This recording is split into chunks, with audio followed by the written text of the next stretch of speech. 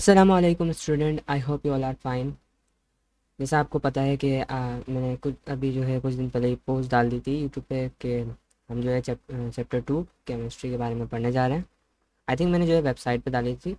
और आज जो है हम चैप्टर 2 केमिस्ट्री का कवर करेंगे, पूरा chapter in one shot lecture में। सारे कंसेप्ट्स, कुछ न्यूमेरिकल्स भी देखेंगे, वरना मैं जो है लेक्चर के बाद एक वर्कशीट आपको मैं दे दूँगा। वो आप वेबसाइट पे जाके, आपको डिस्क्रिप्शन में लिंक मिल जाएगी, वेबसाइट पे जाके आप खुज़ेमा इंस्टीट्यूशन से आप जैसे वेबसाइट पे जाएंगे, आपको आपका पेज जो अभी करंटली ओपन है, जिस पेज में आप पढ़ रहे हो, वो है चेंज मेकर। बस जाके एनरोल का बटन दबाना है, आपके सामने आपकी केमिस्ट्री का सब्जेक्ट आ जाएगा। बटन दबाए केमिस्ट्री पे और आपके नोट्स जो हैं आपको मिल जाएंगे, सारे चैप्टर्स के फर्स्ट से लेके जो अभी मैं पढ़ा रहा हूँ। और साथ में आपको उधर वर्कशीट्स, टेस्ट वगैरह सब आपको यहाँ पे प्रोवाइड कर दिया जाएगा। आई होप आपने पिछली वीडियो देख ली होगी और आपको पता चल गया होगा वो कैसे बैच में एनरोल करना है। यस, हमने जो है अभी मतलब जो है बैच में एनरोलमेंट, और अभी जो है हम नाइन्थ का भी बैच स्टार्ट करने वाले हैं बहुत जल्दी। ओके, तो without any wasting of times हम स्टार्ट करते हैं अपना चैप्टर एटॉमिक स्ट्रक्चर। जैसे आपको पता है, आपने नाइन्थ में ही पढ़ा होगा और बिल्कुल जूनियर क्लासेस से आप पढ़ते हुए आ रहे हो कि एटम क्या है। Is a basic unit of, मतलब basic fundamental particle of matter. जो मतलब मैटर किससे कंपोज होता है, वो एटम से कंपोज होता है, एटम से बना हुआ होता है। और एटम के भी सब एटॉमिक पार्टिकल्स होते हैं, जिनको हम इलेक्ट्रॉन, प्रोटॉन एंड न्यूट्रॉन कहते हैं। इनके बारे में हम आज पढ़ेंगे। तो इस चैप्टर को शुरू करने से पहले हम कुछ सब एटॉमिक पार्टिकल्स के बारे में पढ़ लेते हैं, व्हाट इज़ दैट।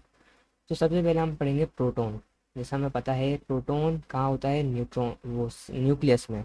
अब प्रोटॉन और न्यूट्रॉन न्यूक्लियस में होते हैं, इनकी डिस्कवरी हुई इलेक्ट्रॉन शेल्स में, मतलब आउट एटम के बाहर ऑर्बिट्स में पाए जाते हैं, इसकी भी डिस्कवरी हुई। इस सब चीज़ों के बारे में हम पढ़ेंगे। अच्छा, अभी जो हम देख रहे हैं कि यहाँ पे प्रोटॉन जो है, उस पर चार्ज क्या है, 1, मतलब उस पर पॉजिटिव चार्ज है। और कहाँ, न्यूक्लियस में लोकेटेड है। और प्रोटॉन पे पॉजिटिव चार्ज होता है, इलेक्ट्रॉन पे नेगेटिव चार्ज होता है। दोनों की इलेक्ट्रोस्टैटिक फोर्स, दोनों में इलेक्ट्रोस्टैटिक फोर्स होती है, जिसकी वजह से, जिसको बैलेंस करती है सेंट्रीफ्यूगल फोर्स। ओके, अगर मैं देखूँ तो इस तरह से सेंट्रीफ्यूगल फोर्स होती है। और ये प्रोटॉन है और ये इलेक्ट्रॉन है, सॉरी इलेक्ट्रॉन है, ये सेंट्रीफ्यूगल फोर्स और ये इनके दरमियान इलेक्ट्रोस्टैटिक फोर्स, ये आपस में बैलेंस होती हैं। इसलिए एटम, इलेक्ट्रॉन जो है कंटिन्यूस मूवमेंट करते रहते हैं इन ऑर्बिट में। न्यूट्रॉन जिसके पास कोई चार्ज नहीं है, नो चार्ज, और एन से सिम्बलाइज करेंगे इसे। बस इसका जो है ना मास थोड़ा सा प्रोटॉन से ज़्यादा है। मतलब आप ये कह सकते हो, चार्ज में प्रोटॉन इलेक्ट्रॉन के बराबर है और मास में प्रोटॉन न्यूट्रॉन के बराबर है। ओके, और इलेक्ट्रॉन का मास हम कैसा कंसिडर करते हैं, निलेजिबल। निलेजिबल मतलब आप समझो जीरो, मतलब जीरो समझ लो एक तरह से। ना, व्हाट इज क्वार्क, ये सारे मतलब क्वार्क, प्रोटॉन, या रेडियो एक्टिविटी में पढ़ते हो, और सबसे अच्छा इसको आप फिजिक्स में पढ़ोगे। तो क्वार्क एक इलेक्ट्रिक चार्ज का फ्रैक्शन है। आप इसको इस तरह समझ सकते हो, fraction of electric charge. For example अगर हम देखें तो प्रोटॉन, हम समझ रहे होंगे, एक सब एटॉमिक पार्टिकल है जो अ, जो अनडिविजिबल है ना। हम इसे अनडिविजिबल समझते हैं, लेकिन ये भी डिविजिबल है। यस, ये फॉर्म होता है कॉर्क से। इसमें जो है कॉर्क्स होते हैं आपकी, मतलब 10th की फिजिक्स में दिया हुआ है कि इसमें positive up and down cork होते हैं, जिससे कंपोज होता है। ओके, इलेक्ट्रॉन टाइप होता है कुछ। फोटोन क्या होता है, एक इलेक्ट्रोमैग्नेटिक फोर्स या एक फंडामेंटल सब एटॉमिक पार्टिकल, जो किसका, मतलब अभी हम फोटोन के बारे में आगे पढ़ेंगे कि लाइट जो है किसकी फॉर्म में आती है, पैकेट्स की फॉर्म में आती है। अगर वो सनलाइट से आ रही है तो उसे हम फोटोन कहते हैं। मतलब वो एक एनर्जी है, एक एनर्जी है जिसको एक पैकेट्स में ला रहे हैं, light energy. Now what is Baryon. अब अगर प्रोटॉन के बारे में पढ़ लिया तो what is Baryon, have a mass equal and greater the single mass of single proton. मतलब या तो उस प्रोटॉन के मास के बराबर होगा ये, या मास से उससे ज़्यादा होगा। बहुत प्रोटॉन एंड न्यूट्रॉन आर वेरियन, मतलब उनको हम जब मिलाएंगे, उन, मतलब प्रोटॉन और न्यूट्रॉन के मास के बराबर, और उनका एक तरह से आप न्यूक्लियस को भी उनके सम को आप एक इस तरह से कह रहे हो, Baryon. Now what is lepton, ये एक फंडामेंटल पार्टिकल या एलिमेंट्री पार्टिकल है जो नॉट मेड स्मॉलर पार्टिकल, मतलब और ज़्यादा इससे छोटा कोई पार्टिकल नहीं मिलता। नो, ये तो थे कुछ मतलब ऐसे सब एटॉमिक पार्टिकल्स, इनके आप नाम भी याद कर लो ना, तो इनके बारे में क्वेश्चन आता है। प्रोटॉन, इलेक्ट्रॉन, न्यूट्रॉन और ज़्यादा से ज़्यादा क्वार्क या फोटॉन। बैरियम और लेप्टॉन वगैरह के बारे में आपको कुछ नहीं मिलेगा, आगे के लेवल में पढ़ोगे। अभी जो हम पढ़े हैं सब एटॉमिक पार्टिकल, सबसे पहले हम पढ़ेंगे इलेक्ट्रॉन, उसकी डिस्कवरी, एक्सपेरिमेंट कैसे किया गया। तो इलेक्ट्रॉन को जो डिस्कवर किया वो जे जे थॉमसन साइंटिस्ट थे, जे जे थॉमसन। ओके, इन्होंने 1897 में इसके बारे में मतलब एक्सपेरिमेंट किया, और ये किसके ज़रिए किया, डिस्चार्ज ट्यूब, मतलब डिस्चार्ज ट्यूब में इन्होंने जो एक्सपेरिमेंट किया उसको इन्होंने नाम दिया cathode ray experiment. Cathode ray experiment क्यों, क्योंकि इन्होंने एक रे देखी यहाँ पे जो कैथोड से आ रही थी, तो इसे कैथोड रे एक्सपेरिमेंट का नाम दिया गया। कैथोड रे बीम जो एज इलेक्ट्रॉन थी, यस वो बीम क्या थी, कैथोड रे वो इलेक्ट्रॉन थी, जिसको बाद में मतलब जो है मतलब डिस्कवर किया गया कि ये इलेक्ट्रॉन है। इलेक्ट्रॉन ऑर्बिट में रिवॉल्व करता है, और न्यूक्लियस से अगर बात करें तो मैं इसको आप इस तरह समझ सकते हो, अगर आपका न्यूक्लियस एक मटर के दाने की जितना है ना, तो इलेक्ट्रॉन का शेल जो होगा या ऑर्बिट जो होगा ना, वो एक टेनिस ग्राउंड जितना होगा, मतलब एक एटम इतना बड़ा होगा। तो ये न्यूक्लियस इतना कंडेंस, उतना कंडेंस होता है, इतना मतलब कहेंगे उस एक आपस में लेकिन मास इसका इतना ज़्यादा होता है कि तकरीबन मास जो है ना न्यूक्लियस का होता है। बाकी इलेक्ट्रॉन का मास और शेल से मास हम नेग्लिजिबल कंसिडर करते हैं, मतलब 10,000 टाइम ग्रेटर वॉल्यूम है न्यूक्लियस से, और लेस देन 1% मास है टोटल एटम। ठीक है, नेगेटिव चार्ज है इलेक्ट्रॉन पे, और वो प्रोटॉन से मैग्नीट्यूड में इक्वल है, ये भी हमें पता होना चाहिए।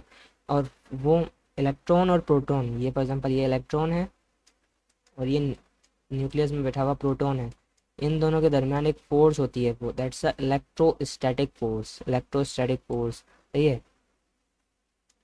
Electro means charge, static, static हम कब कब यूज़ करते हैं, एक तो होता है डायनामिक, एक होता है स्टैटिक मीन्स रेस्ट, सही है। तो इलेक्ट्रोस्टैटिक एक ब्रांच भी है फिजिक्स की जिसको आप डील करोगे मतलब स्टडी करोगे, उसमें जो है हम इलेक्ट्रोस्टैटिक फोर्स के साथ बहुत ज़्यादा डील करते हैं, उसके बारे में स्टडी करते हैं, और आई होप आपने 10 में भी इसके बारे में की होगी। हाँ, अब वो जो है इलेक्ट्रॉन जो है कॉन्स्टेंटली अराउंड मूव करता रहता है, और इसका मास 1836 लेस देन होता है प्रोटॉन से, और 39 टाइम आप ले सकते हो न्यूट्रॉन से, मतलब तकरीबन आप इसको एक ही जैसा बोल सकते हो। अब इलेक्ट्रॉनिक कॉन्फ़िगरेशन जिसमें हम शेल्स और सब शेल्स में इलेक्ट्रॉन की अरेंजमेंट करते हैं, ये अभी हम आगे पढ़ेंगे।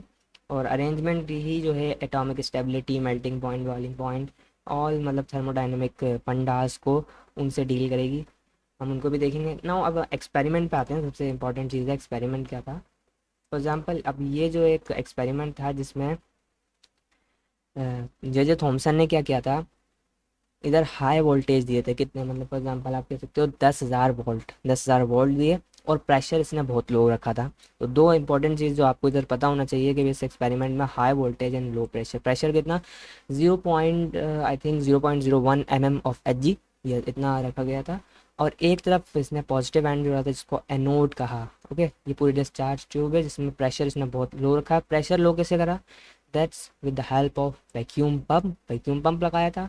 और कैथोड, जिधर नेगेटिव चार्ज है उसको कैथोड कहते हैं, मतलब दो प्लेट्स लगाई हैं इसने मेटल की, एक कैथोड एक एनोड। ओके, दोनों प्लेट्स हैं जिसमें से एक को नेगेटिव चार्ज दिया जिसको हमने कैथोड का, एक को पॉजिटिव चार्ज दिया गया मतलब पॉजिटिव एंड दिया गया जिसको एनोड का, बैटरी का पॉजिटिव एंड। ये हाई बैटरी नहीं कहेंगे हम इसको, मतलब जहाँ से भी इसको मतलब जो सोर्स मिली है इसको हाई वोल्टेज दिए गए हैं 10,000 वोल्ट। ओके, और प्रेशर भी।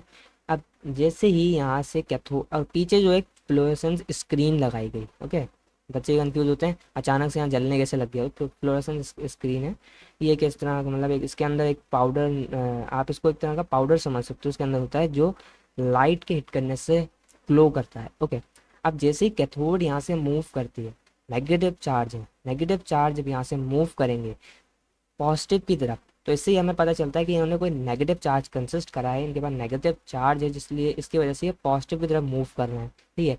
और इधर इन्होंने जाके ग्लो प्रोड्यूस किया, इससे हमें पता चला कि यहाँ से अब ऐसे तो नहीं दिखेगा ना कि भाई नेगेटिव चार्ज बनते हुए दिख रहे हैं, जा रहे हैं, नहीं, एक रे लगी जो इधर आके उसने एक तरह से कहेंगे ग्लो प्रोड्यूस किया। हमें पता चला कि कोई सामने से रे आई है जिसने यहाँ पे ग्लो प्रोड्यूस किया, तो वो उसको नाम दिया गया कैथोड रे। अब इसको क्रुक ट्यूब एक्सपेरिमेंट भी कहते हैं, क्योंकि क्रुक साहब की ये जो है मतलब बनाई हुई मतलब कहेंगे डिस्चार्ज ट्यूब है, तो इसलिए क्रुक ट्यूब एक्सपेरिमेंट भी कहते हैं। इसमें जो है मतलब हेल्प किया साइंटिस्ट ने। अब हर साइंटिस्ट एक्सपेरिमेंट परफॉर्म करने में लगा होता है, तो जे जे थॉमसन ने भी एक्सपेरिमेंट परफॉर्म किया और कैथोड रे ट्यूब में इलेक्ट्रॉन की डिस्कवरी की। ओके। अब सबसे इम्पोर्टेंट चीज़ है कि ऑब्जर्वेशन क्या रही इन कैथोड एक्सपेरिमेंट। जे जे थॉमसन ने ऑब्जर्व किया कैथोड रे जो है इलेक्ट्रिक और मैग्नेटिक फील्ड से एनकाउंटर्ड हो रही है। मतलब इसको मैं इस तरह समझाऊंगा, 1 मिनट, यहाँ पे तो यस, इधर आ जाओ। ये आपका इलेक्ट्रॉन मतलब कैथोड रे मूव कर रही है, अब इस पर नेगेटिव चार्ज है, सही है, नेगेटिव चार्ज है। अगर मैं यहाँ पे एक नेगेटिव एंड रखूँ और एक यहाँ पॉजिटिव एंड रखूँ, मैंने अंदर नहीं रखा, डिस्चार्ज ट्यूब के बाहर मैंने इस तरह से नेगेटिव एंड और पॉजिटिव एंड मतलब दो लगाए हैं, दो और प्लेट लगाई हैं, तो ये थोड़ा सा डिफ्लेक्ट हो रहे हैं यहाँ से, है ना, यूँ। तो इस सॉरी, 1 मिनट, नेगेटिव की तरफ कोई मूव करेंगी, यहाँ से पॉजिटिव की तरफ मूव करेंगे, तो इससे हमें एक और चीज़ और कंफर्म हुई कि भाई इन पर पॉजिटिव चार्ज है, मतलब इन पर नेगेटिव चार्ज इसलिए पॉजिटिव की तरफ मूव कर रही है। इसी तरह हमने मैग्नेटिक फील्ड को लगा के देखा, तो ये वापस से डिफ्लेक्ट हुई, मतलब ये इलेक्ट्रिक और मैग्नेटिक फील्ड से क्या हो रहा था, डिफ्लेक्ट हो रही थी, डेविएट हो रही थी, तो मतलब इनमें चार्ज है। अगर ये नहीं होती डेविएट तो मतलब इन पे चार्ज नहीं था, इसलिए और एक और चीज़ की स्ट्रेट मूव कर रही थी, स्ट्रेट मूव करने का कैसे पता चला, फॉर एग्जाम्पल मैं इनको हटा देता हूँ, 1 मिनट।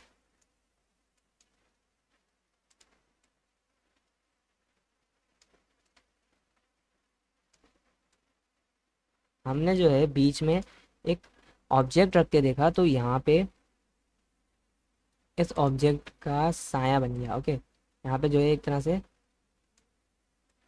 हमने एक ऑब्जेक्ट रख के देखा तो उसका यहाँ पे साया बन गया, मतलब उसका एक तरह शेडो बन गया। तो ये स्ट्रेट मूव कर रही है, स्ट्रेट मूव करने से हमें ये पता चलता है कि अगर ये स्ट्रेट मूव करेंगी तो इधर शेडो प्रोड्यूस करेंगी, तो स्ट्रेट मूव कर रही है, एक चीज़ तो हमें ये पता चल गई। और एक और चीज़, ये इलेक्ट्रिक और मैग्नेटिक फील्ड से एनकाउंटर्ड हो रही हैं, और इन डिफ्लेक्शन नोटिस हुई, द नेगेटिव चार्ज और pivotal ground break in conclusion that cathode ray were compose negatively charge. इससे भी पता चल गया कि नेगेटिवली चार्ज होते हैं। ओके ओके, इलेक्ट्रॉन डिस्कवरी के बाद अब डिस्कवरी टाइम आया प्रोटॉन का, बट इससे पहले जो है हम ये देखेंगे कि इलेक्ट्रॉन का हम अभी हमें जो है मास भी मिलता है, मतलब हम अगर हम बुक्स में देखें तो हमें इलेक्ट्रॉन का मास भी दिया हुआ होता है, चार्ज भी दिया होता है। तो ये कैसे कैलकुलेट किया गया, तो ये जो है मिलिकियांस ने ऑयल ड्रॉप एक्सपेरिमेंट किया। भाई अब इलेक्ट्रॉन तो फाइंड कर लिया, अब उसका पूछा भाई इसका मास क्या है, इसका चार्ज क्या है, तो मिलिकियान ने क्या किया, इसका इस पर एक्सपेरिमेंट करा, ऑयल ड्रॉप एक्सपेरिमेंट, और उन्होंने कैलकुलेशन करी। यहाँ पे कैलकुलेशन दी हुई है, किस तरह से किस फार्मूले से कैलकुलेशन करेंगे, एक्सपेरिमेंट देखते हैं पहले। तो ये है जहाँ पे हमने फॉर एग्जाम्पल यहाँ पे एक माइक्रोस्कोप लगाया। ओके, माइक्रोस्कोप, अब ये सब एक सेटअप, एक जॉइंट था, इसको थोड़ा सा सेपरेट करके दिखाया है। ओके, यहाँ पे एक मतलब एक ऊपर अपर अपर कंटेनर रखा था इस तरह से, अगर एक देखें तो हम एक यूं करके बनाया हुआ था, यहाँ से यूं करके माइक्रोस्कोप से आप देख सकते हो इस तरह से। और ये एक चेम्बर बनाए हुए थे, दो चेम्बर, एक अपर चेम्बर एक लोअर चेम्बर। ओके, यहाँ से ऑयल को इंजेक्ट किया गया था। ऑयल को जैसे इंजेक्ट किया अंदर, तो ऑयल स्प्रे, मतलब एक तरह से स्प्रे किया तो वो पार्टिकल्स जो है नीचे आए इलेक्ट्रिक फील्ड के, क्योंकि यहाँ पे नीचे इलेक्ट्रिक फील्ड लगाई हुई थी, फॉर एग्जाम्पल ये दिस एंड इन दिस। तो कुछ वोल्टेज दिया हुआ था यहाँ पे, जिसकी वजह से इलेक्ट्रिक फील्ड इलेक्ट्रिक फील्ड की वजह से वो चार्ज पार्टिकल नीचे आए। ठीक है, अब दो मेटल प्लेट हमने यहाँ लगाई थी जिनको इंसुलेटेड रोड था एक डिस्टेंस पे। ओके, और यहाँ माइक्रोस्कोप लगाया था। लेकिन आप बोलोगे इसमें तो कोई बड़ी बात नहीं, जैसे ग्रेविटी से भी आ सकती है, तो हमने यहाँ पे जो है एक्स रेस को भी यहाँ पे मतलब मूव करा था, जिससे वो आयनाइज हो गए थे। ओके, आयनाइज होके आए थे वो यहाँ पे। तो 4 hole in the plate out of which there 3 जो थे, उनमें से सिर्फ लाइट पास हो सकती है, और एक उसमें था जिसमें से हम माइक्रोस्कोप से देख सकते थे। सही है।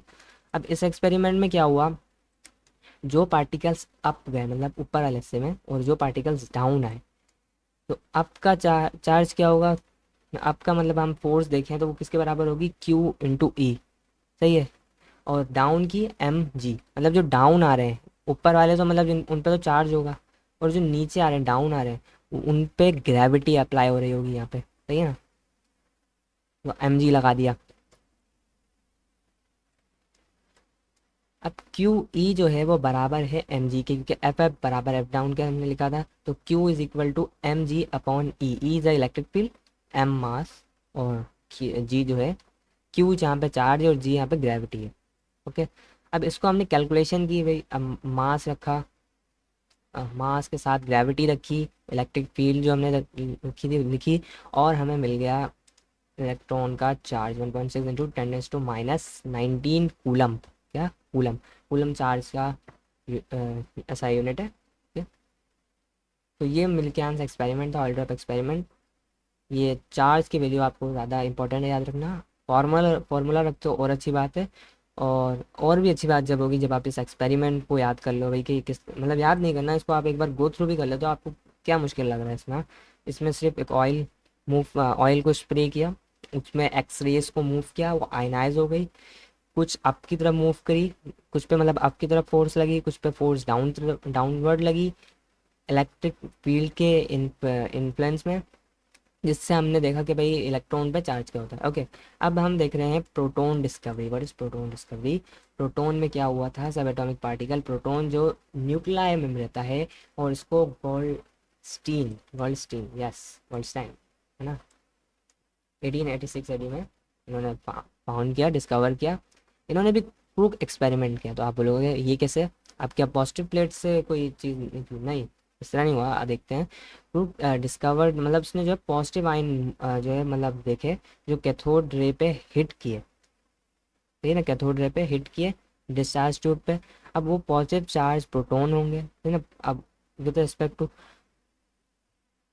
लेकिन आप ये सोचोगे कि एनोड से पॉजिटिव चार्ज कैसे निकले, एनोड से पॉजिटिव चार्ज नहीं निकले थे। ओके, अभी हम इसमें बात करते हैं।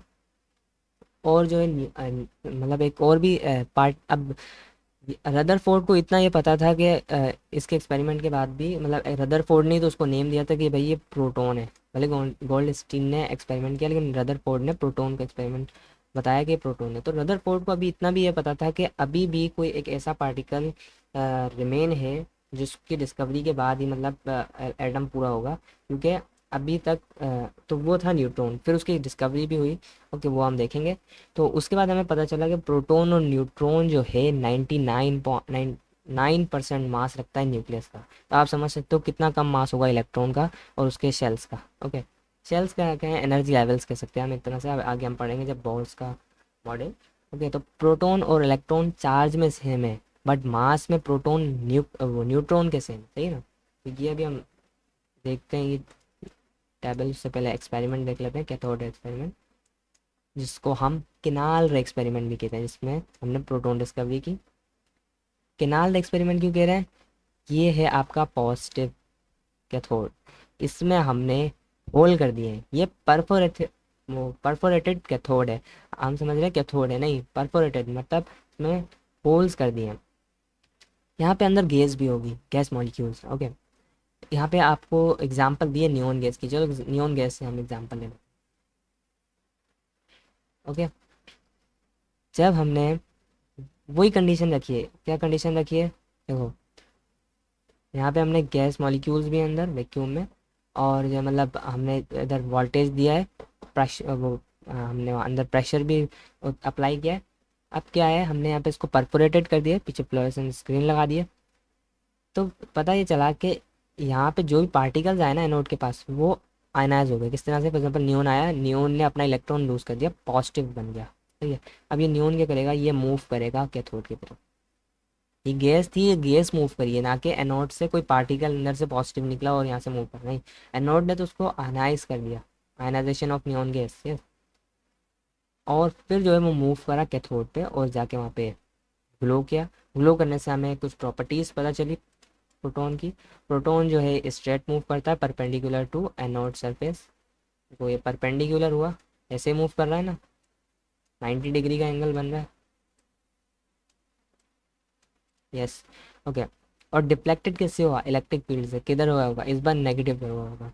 और deflection toward cathode showing the positively charge, okay. और ये जिंक सल्फेट की मतलब प्लेट पे फ्लैश करा, मतलब फ्लोरेसेंस स्क्रीन, यस, वो जिंक सल्फेट की होती है।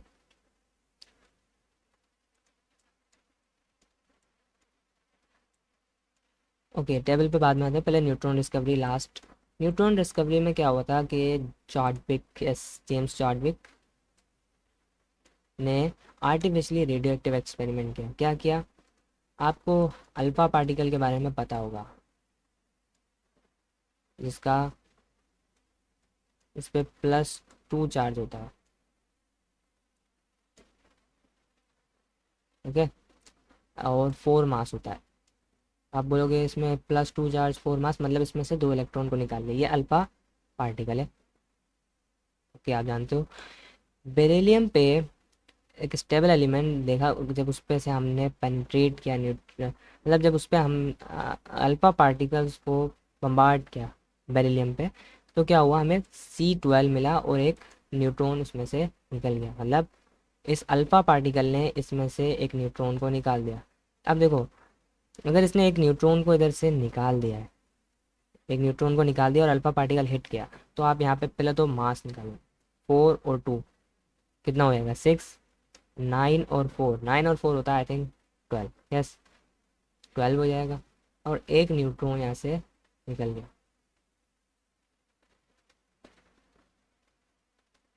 तो उससे पता चला कि कोई एक न्यूट्रल पार्टिकल है जिस पे कोई चार्ज नहीं है, सही है, और उसकी मतलब highly penetrating neutral particle produce हुआ, जिसको हमने न्यूट्रॉन नेम दिया, एटॉमिक पार्टिकल जिस पर चार्ज नहीं था, और ये जो है मास में प्रोटॉन से सेम था,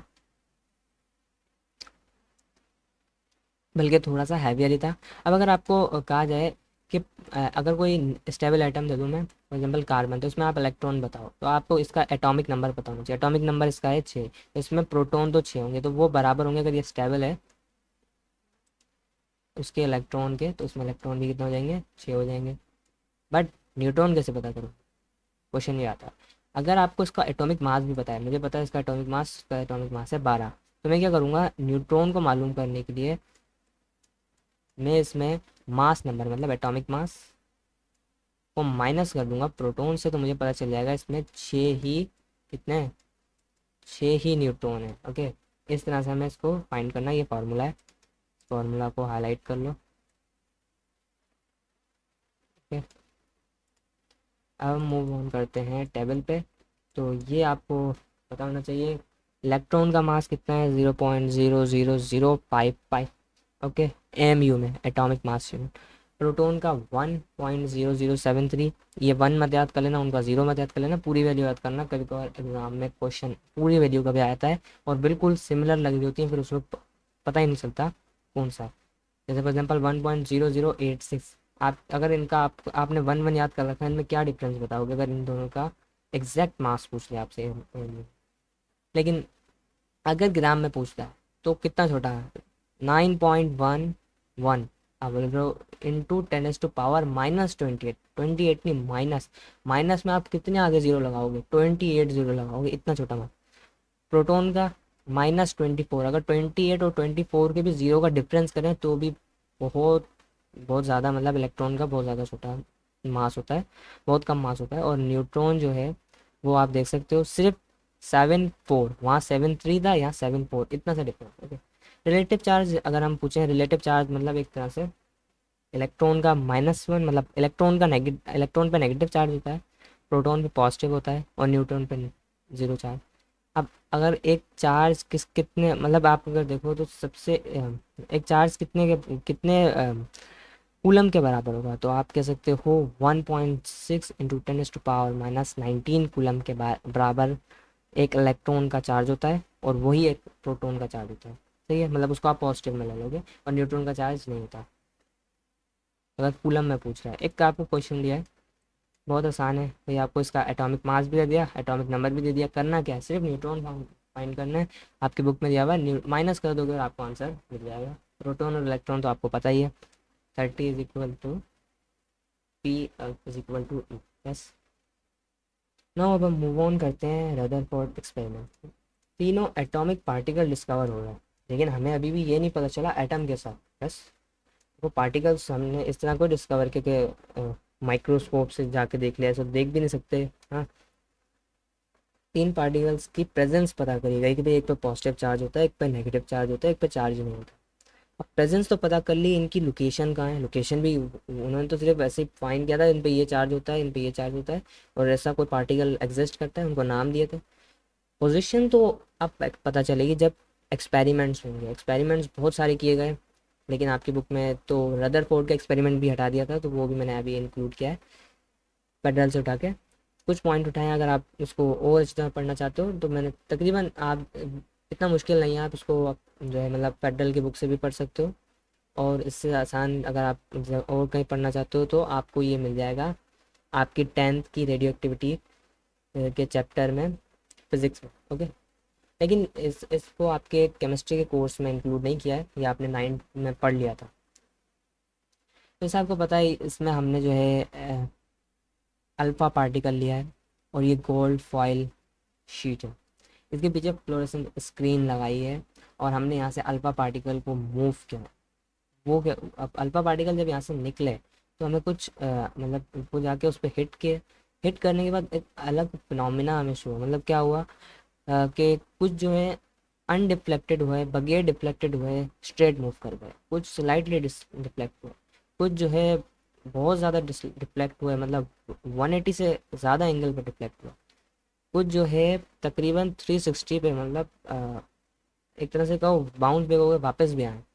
तो इससे हमें क्या पता चला, देखो जो डिफ्लेक्ट हो गए, ज़्यादातर पार्टिकल डिफ्लेक्ट हो गए, नहीं सॉरी, ज़्यादातर पार्टिकल मतलब मूव कर गए, डिफ्लेक्ट नहीं हुए, स्मॉल डिफ्लेक्शन हो गई। उससे ये पता चला ज़्यादातर एटम जो है क्या है, एम्प्टी है। यस, ज़्यादातर एटम क्या है, एम्प्टी है, इसलिए तो पार्टिकल यहाँ से मूव कर गए। ओके। अब इसी के बाद हमें अब क्या हुआ कि कुछ पार्टिकल्स जो है मूव करे, टर्न बैक करे, या कुछ स्लाइडली रिफ्लेक्ट हुए। तो या तो इससे ये पता चलता है कि बीच में कोई ऐसी चीज़ है जिसने उनको या तो साइड में टर्न कर दिया, या कोई उसके ऊपर टकराया तो वो वापस आ गया। तो वो कौन सा, वो था न्यूक्लियस। ओके। तो इससे हमें ये पता चला कि एटम स्मॉल हैवी मतलब उसके बाद बहुत ही स्मॉल एरिया में पॉजिटिव और एक न्यूट्रल पार्टिकल होता है जो न्यूट्रॉन है, मतलब प्रोटॉन और न्यूट्रॉन न्यूक्लियस में पाए जाते हैं, और नेगेटिवली चार्ज पोर्शन भी होता है जो न्यूक्लियस के सराउंडेड होता है, जो इलेक्ट्रॉन कंसिस्ट करता है, एक्स्ट्रा न्यूक्लियर पोर्शन और प्लानिटरी। अब नंबर ऑफ प्रोटॉन जो है न्यूक्लियस में वो बराबर है नंबर ऑफ इलेक्ट्रॉन के, जैसा हमें पता है, अगर वो बैलेंस नहीं है तो एटम जो है वो मतलब स्टेबल नहीं होगा।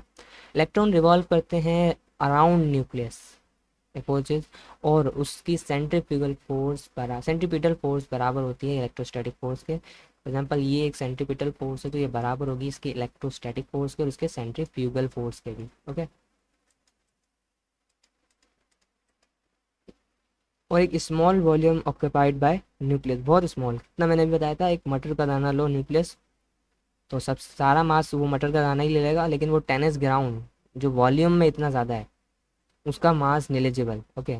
तो मतलब एक ऐसी बात लगती है जो लॉजिकल नहीं लगती, लेकिन ये सच है। इसमें जो है मतलब इलेक्ट्रॉन का मास इतना कम होता है, लेकिन वो वॉल्यूम ज़्यादा देता है ना। बात एक तरह से सही भी है, आप देखो, उसने सिर्फ एरिया ज़्यादा किया है, मास तो उसका उतना ही है। और ये कोई रस्सी कोई बंधी हुई है जो हम कहें कि भाई इसका भी मास होगा, ये तो एक तरह से आप समझो उसके उसके लिए एक पाथ बन गया जिस पे वो मूव कर रहा है। सारा मास वो कंडेंस होके इस न्यूक्लियस में है, सही है ना, बिल्कुल डेंस हुआ हुआ है एक तरह से। आप इलेक्ट्रॉन, प्रोटॉन और न्यूट्रॉन ग्लॉन्स नाम की एक फोर्स से बिल्कुल ज्वाइन हुए हैं, ज्वाइन नहीं कहेंगे, एक एक तरह से अट्रैक्ट हुए हुए हैं और न्यूक्लियस से उनके निकलने के चांसेस बहुत कम। ना अब इसके बाद आया बॉर एटॉमिक थ्योरी। मतलब इससे पहले प्लम पुडिंग मॉडल और भी बहुत सारे मतलब मॉडल आए, बट उन सब का अपना अलग अलग पॉइंट ऑफ व्यू था। अब रदरफोर्ड ने क्या मतलब जो नहीं बता पाया उसके क्या डिफेक्ट्स है यहाँ पे शायद नहीं लिखा गया है, लेकिन मैं आपको इतना तो बता ही सकता हूँ। तो वह इसने कहा कि इलेक्ट्रॉन जो है न्यूक्लियस के अराउंड रिवॉल्व करते हैं, और इसने कंप्लीट बात ये की थी कि वो एनर्जी जो है इमिट करते रहते हैं। अब फॉर एग्जांपल कोई चीज़ अगर इलेक्ट्रॉन अगर इमिट करते तो अभी इस सेल में, अभी इस एनर्जी लेवल में एनर्जी थोड़ी सी उन्होंने इमिट की कम हो गई और ये यहाँ पे पहुँच गए, थोड़ी देर बाद यहाँ पे पहुँच गए, और पहुँचते पहुँचते थोड़ी देर में वो जाके न्यूक्लियस में गिर गए। लेकिन ऐसा तो नहीं होता है ना, ऐसा तो नहीं होता कि वो इलेक्ट्रॉन जो है न्यूक्लियस में जाके फॉल हो जाए, गिर जाए उसमें, नहीं होता। और उन्होंने कहा जो एनर्जी इमिट करेगा ना वो डिसकंटिन्यूस फॉर्म में करेगा, नहीं कंटिन्यूस फॉर्म में करेगा, इस तरह से कंटिन्यूटी में। लेकिन दोनों ही बात गलत थी। उसको डिस्क्राइब, उसको बताने के लिए बोर्स ने अपना मतलब थ्योरी दी। उनके कुछ पॉस्टुलेट्स हैं भाई, इलेक्ट्रॉन जो है न्यूक्लियस में रिवॉल्व करते हैं situated at fix distance. Okay, एक मिनट, ओके यस, एक फिक्स डिस्टेंस पे रिवॉल्व करते हैं, मतलब फॉर एग्जांपल, और एक डेफिनेट एनर्जी पे रिवॉल्व करते हैं। अगर इलेक्ट्रॉन की एनर्जी एक फिक्स है, आप इसको इस तरह से मानो, फॉर एग्जांपल इलेक्ट्रॉन की एनर्जी है 3 और ये एनर्जी लेवल है 3, तो ये इस पे रिवॉल्व करेगा। अब इसको एनर्जी मिली और हो गई 4, अब 3 4 नहीं होती, मैं एग्जांपल दे रहा हूँ, ठीक है।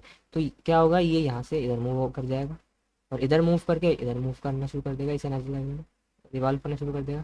फॉर एग्जाम्पल इसकी एनर्जी कम हुई, वापस से इधर आ जाएगा, ठीक है ना। तो ये डेफिनेट एनर्जी पर मूव करता है। और as long electron remain in appropriate orbit neither loss, मतलब अगर किसी ऑर्बिट में है, फॉर एग्जाम्पल अगर ये फर्स्ट ऑर्बिट पे, तो अब ये इधर ही रहेगा, ना कि ये एनर्जी यहाँ पे रिवॉल्व भी करता जा रहा है, लॉस भी करता रहा, गेन भी करता है, नहीं, फिक्स है तो सही है। अगर इसे एनर्जी लेवल चेंज करना है तो एनर्जी गेन या लॉस लॉस करेगा। ओके, अगर वो एक्साइटेशन पे जाता है, मतलब फॉर एग्जाम्पल ये लोअर एनर्जी लेवल है और यहाँ से हायर पे जाता है, तो क्या मतलब उसे ज़्यादा एनर्जी चाहिए होगी ना, ज़्यादा एनर्जी चाहिए।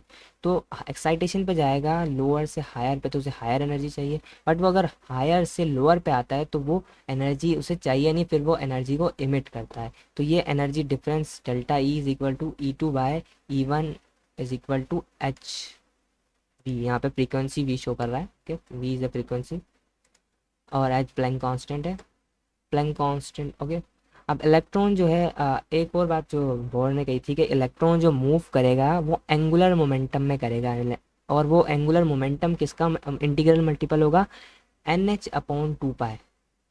एन माने होल नंबर, ठीक है ना, होल नंबर का इंटीग्रल मल्टीपल, ठीक है। और एच प्लैंक कांस्टेंट है और 2 पाई ये सर्किल को बोल रहा है, पर अब डिवाइड बाय 2 पाई। और एम वी आर यहाँ पे जो एंगुलर मोमेंटम इस 2 पाई पे मूव करा जाएगा। तो आई होप आपको ये फार्मूला का बेसिक समझ में आया होगा, इसको हम यूज़ भी करेंगे आगे। नो, अब एटम का रेडियस, उसकी एनर्जी, उसकी फ्रीक्वेंसी, उसका वेव नंबर भी बोहर ने ही कैलकुलेट करके बताया। तो बोहर ने कहा, जैसा रदरफोर्ड ने भी कहा था, कि इसकी इलेक्ट्रोस्टैटिक फोर्स जो है वो बराबर होती है सेंट्रीपिटल फोर्स के। ओके, एक बेसिक अजम्पशन जो बोर थ्योरी ने एस्टेब्लिश किया कि सिंगल इलेक्ट्रॉन सिस्टम पे, मतलब ये पूरा, मतलब अब ये जो बोर थ्योरी है ये एप्लीकेबल किस पे थी, सिंगल इलेक्ट्रॉन सिस्टम पे, जिनके पास इलेक्ट्रॉन कितना है, 1, या तो हाइड्रोजन है, इसके पास इलेक्ट्रॉन 1 ही है। हीलियम के पास 2 होते हैं, वो अगर एक लॉस कर दे, एक आयन बन जाए, तो बात बन सकती है, वो भी एक 1 इलेक्ट्रॉन सिस्टम में आएगा। इस तरह लिथियम, इस तरह बेरिलियम। ओके, अब यहाँ पे आपको पता है ये इलेक्ट्रॉन है और ये न्यूक्लियस, इसके दरम्यान इसका इससे एक रेडियस होगा। अभी हम कुछ दिन तो नहीं कहूँगा मैं, कुछ हफ्तों पहले हमने सर्कुलर मोशन के बारे में बात की थी और सारी चीज़ों के बारे में पढ़ा था। आपको आई होप आपको पता होगा, ये सब तो नहीं होगा कि भूल गए। उसकी लिंक जो है मैं डिस्क्रिप्शन में भी दे दूँगा, ऊपर यहाँ पे आपको आ रही होगी, तो आप वीडियो ज़रूर देख लेना सर्कुलर मोशन की, ये आगे काम आएगा। ये एक आर रेडियस है और ये एक वी वेलोसिटी से मूव कर रहा है, तो ये एक एम मास भी होगा, कुछ भी मास हो है भले, लेकिन मास तो है, सही है।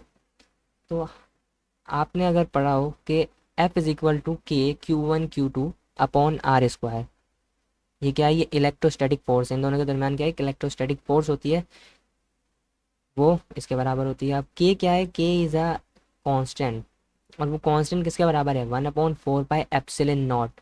अब एप्सिलॉन नॉट में एक बार समझा दूँ, epsilon not is a free space permittivity, जिसमें जिसकी वैल्यू को तो आप याद करना ज़रूरी नहीं है, अगर आपको ये भी पता है तो बहुत है। अगर वैल्यू आप याद करना चाहो तो आप अपनी फिजिक्स की बुक में जाके याद कर सकते हो 10 की। ओके। अब ई नॉट जो है एक मतलब रिलेटिव परमिटिविटी भी है, फ्री स्पेस परमिटिविटी। अब अगर देखें तो अट्रैक्टिव फोर्स जो न्यूक्लियस और इलेक्ट्रॉन के दरमियान है वो कौन सी है, इलेक्ट्रोस्टैटिक फोर्स।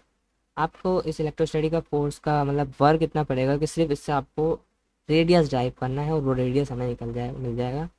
अब यहाँ पे अगर इलेक्ट्रोस्टैटिक फोर्स है तो यहाँ पे सेंट्रीफ्यूगल फोर्स भी होगी। सेंट्रीफ्यूगल फोर्स किस पे लगती है, फॉर एग्जांपल अगर ये एक ऑब्जेक्ट है और इस पे ये एक और ऑब्जेक्ट है तो इस पे सेंट्रीफ्यूगल फोर्स लगती है, या इस ऑब्जेक्ट पे भी लग सकती है। ओके, ये इस पे सेंट्रीफ्यूगल फोर्स लगती है जो किसको बैलेंस कर रही है, वो बैलेंस कर रही है इलेक्ट्रोस्टैटिक फोर्स को, मतलब उसके बराबर है। तो हम इन दोनों को एक साथ लिख सकते हैं, इलेक्ट्रो सेंट्रीफ्यूगल फोर्स क्या है, mv² अपॉन आर, और ZE² 4 pi epsilon not r²। अब इनको हम जो है आर से आर कैंसिल हो जाएगा। ओके, और जो इसको रीअरेंज करेंगे फॉर्मूले को,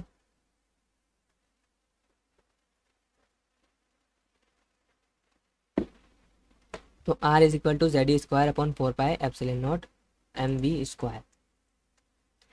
अब बोर थ्योरी ने हमें क्या कहता है, mv r is equal to NH upon 2 pi, mv r NH upon 2 pi. मैं क्या करता हूँ, एक v को तो इधर ले जाता हूँ, 1 नट। ओके, तो हम m और v को मतलब इधर ले जाते हैं, v और m को, और r यहाँ आ जाएगा। नहीं, हम v को यहाँ रखेंगे क्योंकि हमारे पास यहाँ पे v हैगा ना, तो हमारे पास r नहीं, हम यहाँ पे इसको रख लेंगे। अगर आप ऐसा चाहो तो r को भी यहाँ रख सकते हो, इधर r पुट कर लेना, लेकिन बेटर ये रहेगा हम v को पुट कर लेंगे। और अब हम जो है v की जगह हम ये पुट कर लेंगे, ठीक है। अब स्क्वायर ले लेंगे बोथ साइड, और स्क्वायर लेने के बाद आपके पास आता है r is equal to epsilon naught n² H² Z pi me²। ये सब आया, इस सब के बारे में बात करते हैं। ई नोट जो वैक्यूम में परमिटिविटी कांस्टेंट है जिसकी value 8.8 into 10⁻12 coulomb square per joule into metre. Okay, Planck constant की 6.625 इंटू 10⁻34 जूल पर सेकेंड। और मास ऑफ इलेक्ट्रॉन आपको टेबल में भी अभी दिखाया था, और चार्ज ऑफ इलेक्ट्रॉन ये रहा। ओके, इन सब को आपको इसमें पुट कर देना है। पाई की वैल्यू तो पता ही होगी, क्योंकि आपको तो पता ही है 2 पाई इज इक्वल टू 360 और pi is equal to 180। Yes, और ये आप इन सबको रखोगे, असेंबलिंग करोगे, रीअरेंजिंग करोगे, और आपको मिल जाएगा एक फार्मूला। पहले तो आप आपको ये भी पता होना चाहिए कि अब जब हम इनको असेंबलिंग करेंगे सारे कांस्टेंट को, आप कांस्टेंट कौन कौन से मिले हैं यहाँ पे, कांस्टेंट देखो n², ये तो इंटीग्रल मल्टीपल है। Okay, H² Planck constant, Z Z आपके पास यहाँ पे चार्ज आ जाएगा, E E आपको यहाँ पे वैल्यू मिल गई है, M की वैल्यू आपको मिल गई है, पाई की वैल्यू मिल गई है। तो इन सब को मिला के बनता है A0 is equal to E0 H² Z pi me²। मतलब ये कांस्टेंट था, ये सारे कांस्टेंट हैं, इन सारे कांस्टेंट की हमने मतलब मिला के एक वैल्यू बना ली A0।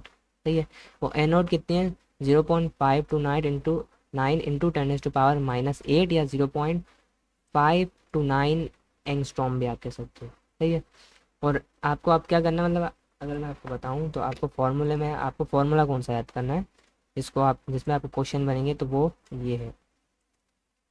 देखो, आपको रेडियस फाइंड करना है, किसी का भी रेडियस का है, आपको कह देगा भाई सेकेंड ऑर्बिट का। सही है, 1 मिनट, ये यस, सेकेंड ऑर्बिट का। तो आपको यहाँ एन लिखना है, किसका है, इलेक्ट्रॉन का है, यहाँ पे जेड लिखना है, लेकिन आपको जेड भी वो देगा, सही है, एन भी देगा। क्या करना है, सिर्फ आपको ए नोट लगाना है 0.529 एंगस्ट्रॉम, और आर आपको मिल जाएगा। मतलब इतना इजी आपके लिए फॉर्मूला है। ये कांस्टेंट थे सारे, कांस्टेंट कैसे, देखो आपको आर फाइंड करना पड़ेगा। आर सब ऑर्बिट्स का अलग होगा, सही है।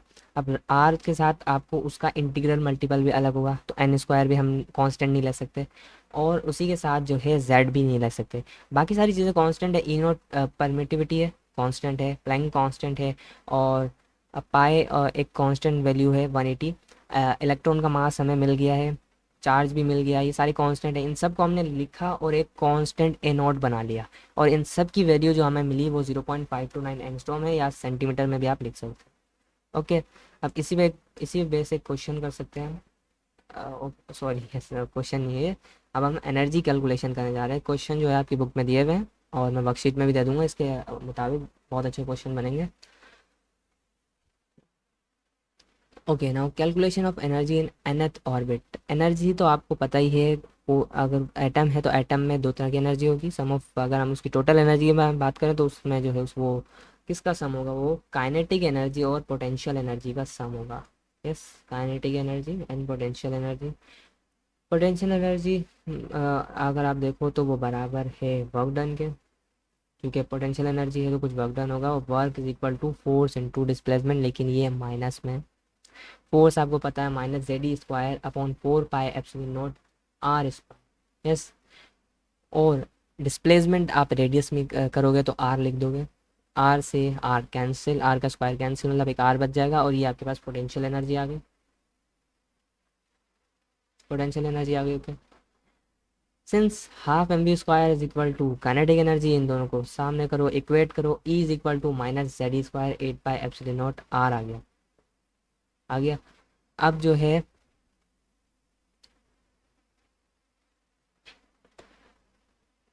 आप उसको इनटू कर रहे हो pi, taking the value of R from equation and put. Okay, अब यहाँ पे आपको ये जो आर मिला है, इस आर को आप यहाँ पे पुट कर दोगे।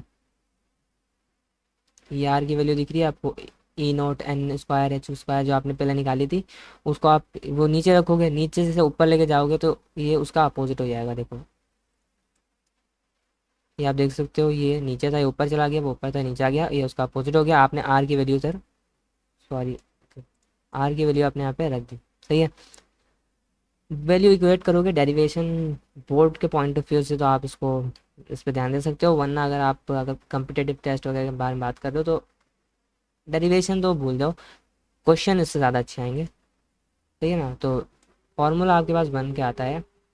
अब ये सब किस पे बेस चल रहा है, हाइड्रोजन एटम पे। यस, आपको याद रखना है, सिंगल इलेक्ट्रॉन सिस्टम के बारे में बात कर रहे हैं, मल्टी इलेक्ट्रॉन सिस्टम के बारे में बात नहीं कर रहे। तो जेड हमारे पास क्या है यहाँ पे, 1 है। तो यहाँ पे हमारे पास वैल्यू क्या आई, ये सब कांस्टेंट है। ये के जो लगाए, ये कांस्टेंट को सम अप करके उनकी एक वैल्यू निकालने के लिए कहा। अगर हम इन सब की अलग अलग वैल्यू लिखेंगे, फिर जो है उनको सॉल्व करेंगे, तो क्वेश्चन बड़ा हो जाएगा। अगर इन सबको पहले से सॉल्व करके कांस्टेंट की वैल्यू बना लें, क्योंकि ये सारे कांस्टेंट है, इन सब की एक परफेक्ट वैल्यू चेंज तो नहीं होगी ना। अब उन वैल्यू को हम जो है एक तरह से सम करके लिख सकते हैं, और हमने कांस्टेंट की वैल्यू हमें यहाँ पे मिली 2.18 इंटू 10⁻⁻18। यूनिट भी याद रख लो, joule per atom, no, okay, joule per atom. आप KJ kilo joule per mole भी याद रख सकते हो, जूल पर मोल होगा। यस, नाउ इसकी फ्रीक्वेंसी कैलकुलेशन में जो है आपको जैसा एनर्जी में change is equal to E2 - E1, सही है। तो आपको फार्मूला जो, अगर चेंज इन एनर्जी का आपको पता होना चाहिए कि आपको इस तरह दे दे कि भाई दो एनर्जी लेवल हैं, उन दोनों के एनर्जी लेवल का डिफरेंस बताओ, तो आप किस तरह बताओगे, तो आपको ये पता होना चाहिए के की वैल्यू सेम है, बस 1/n² की जगह आप उनमें माइनस लगा दोगे और उनका एनर्जी डिफरेंस निकाल दोगे, और आपके पास यूनिट तो हैगा। अब अगर फ्रीक्वेंसी के बारे में बात करें तो फ्रीक्वेंसी इज इक्वल टू, सामने देखा था अभी, delta E is equal to H v, बी आप यहाँ पे किसको ले रहे हो, फ्रीक्वेंसी को। तो हम किसकी वैल्यू रखेंगे यहाँ पे, हम यहाँ पे वैल्यू रख देंगे डेल्टा ई की। डेल्टा ई की वैल्यू ये 2.18 इंटू 10⁻18 की जगह यहाँ पे किसकी वैल्यू रखी गई है, यहाँ पे वैल्यू रखी गई है, मतलब आप इसको भी डायरेक्ट लिख सकते थे, लेकिन यहाँ पे जो है हमारे पास एक एच बच रहा था, तो उस एच को यहाँ पे लिखने के लिए ओके, तो मतलब सिमिलर आपने ये वैल्यू लिख दी, इस पूरी वैल्यू को लिख दी, यहाँ पे एच लिया है, एच को यहाँ पे मल्टीप्लाई करा था, यहाँ डिवाइड करा, यहाँ पे आके एच क्यूब हो गया, सही है, एच क्यूब हो गया, और यहाँ पे एन शेल का डिफरेंस आ गया। ओके, तो इस तरह से आप फ्रीक्वेंसी को भी कैलकुलेट कर सकते हो।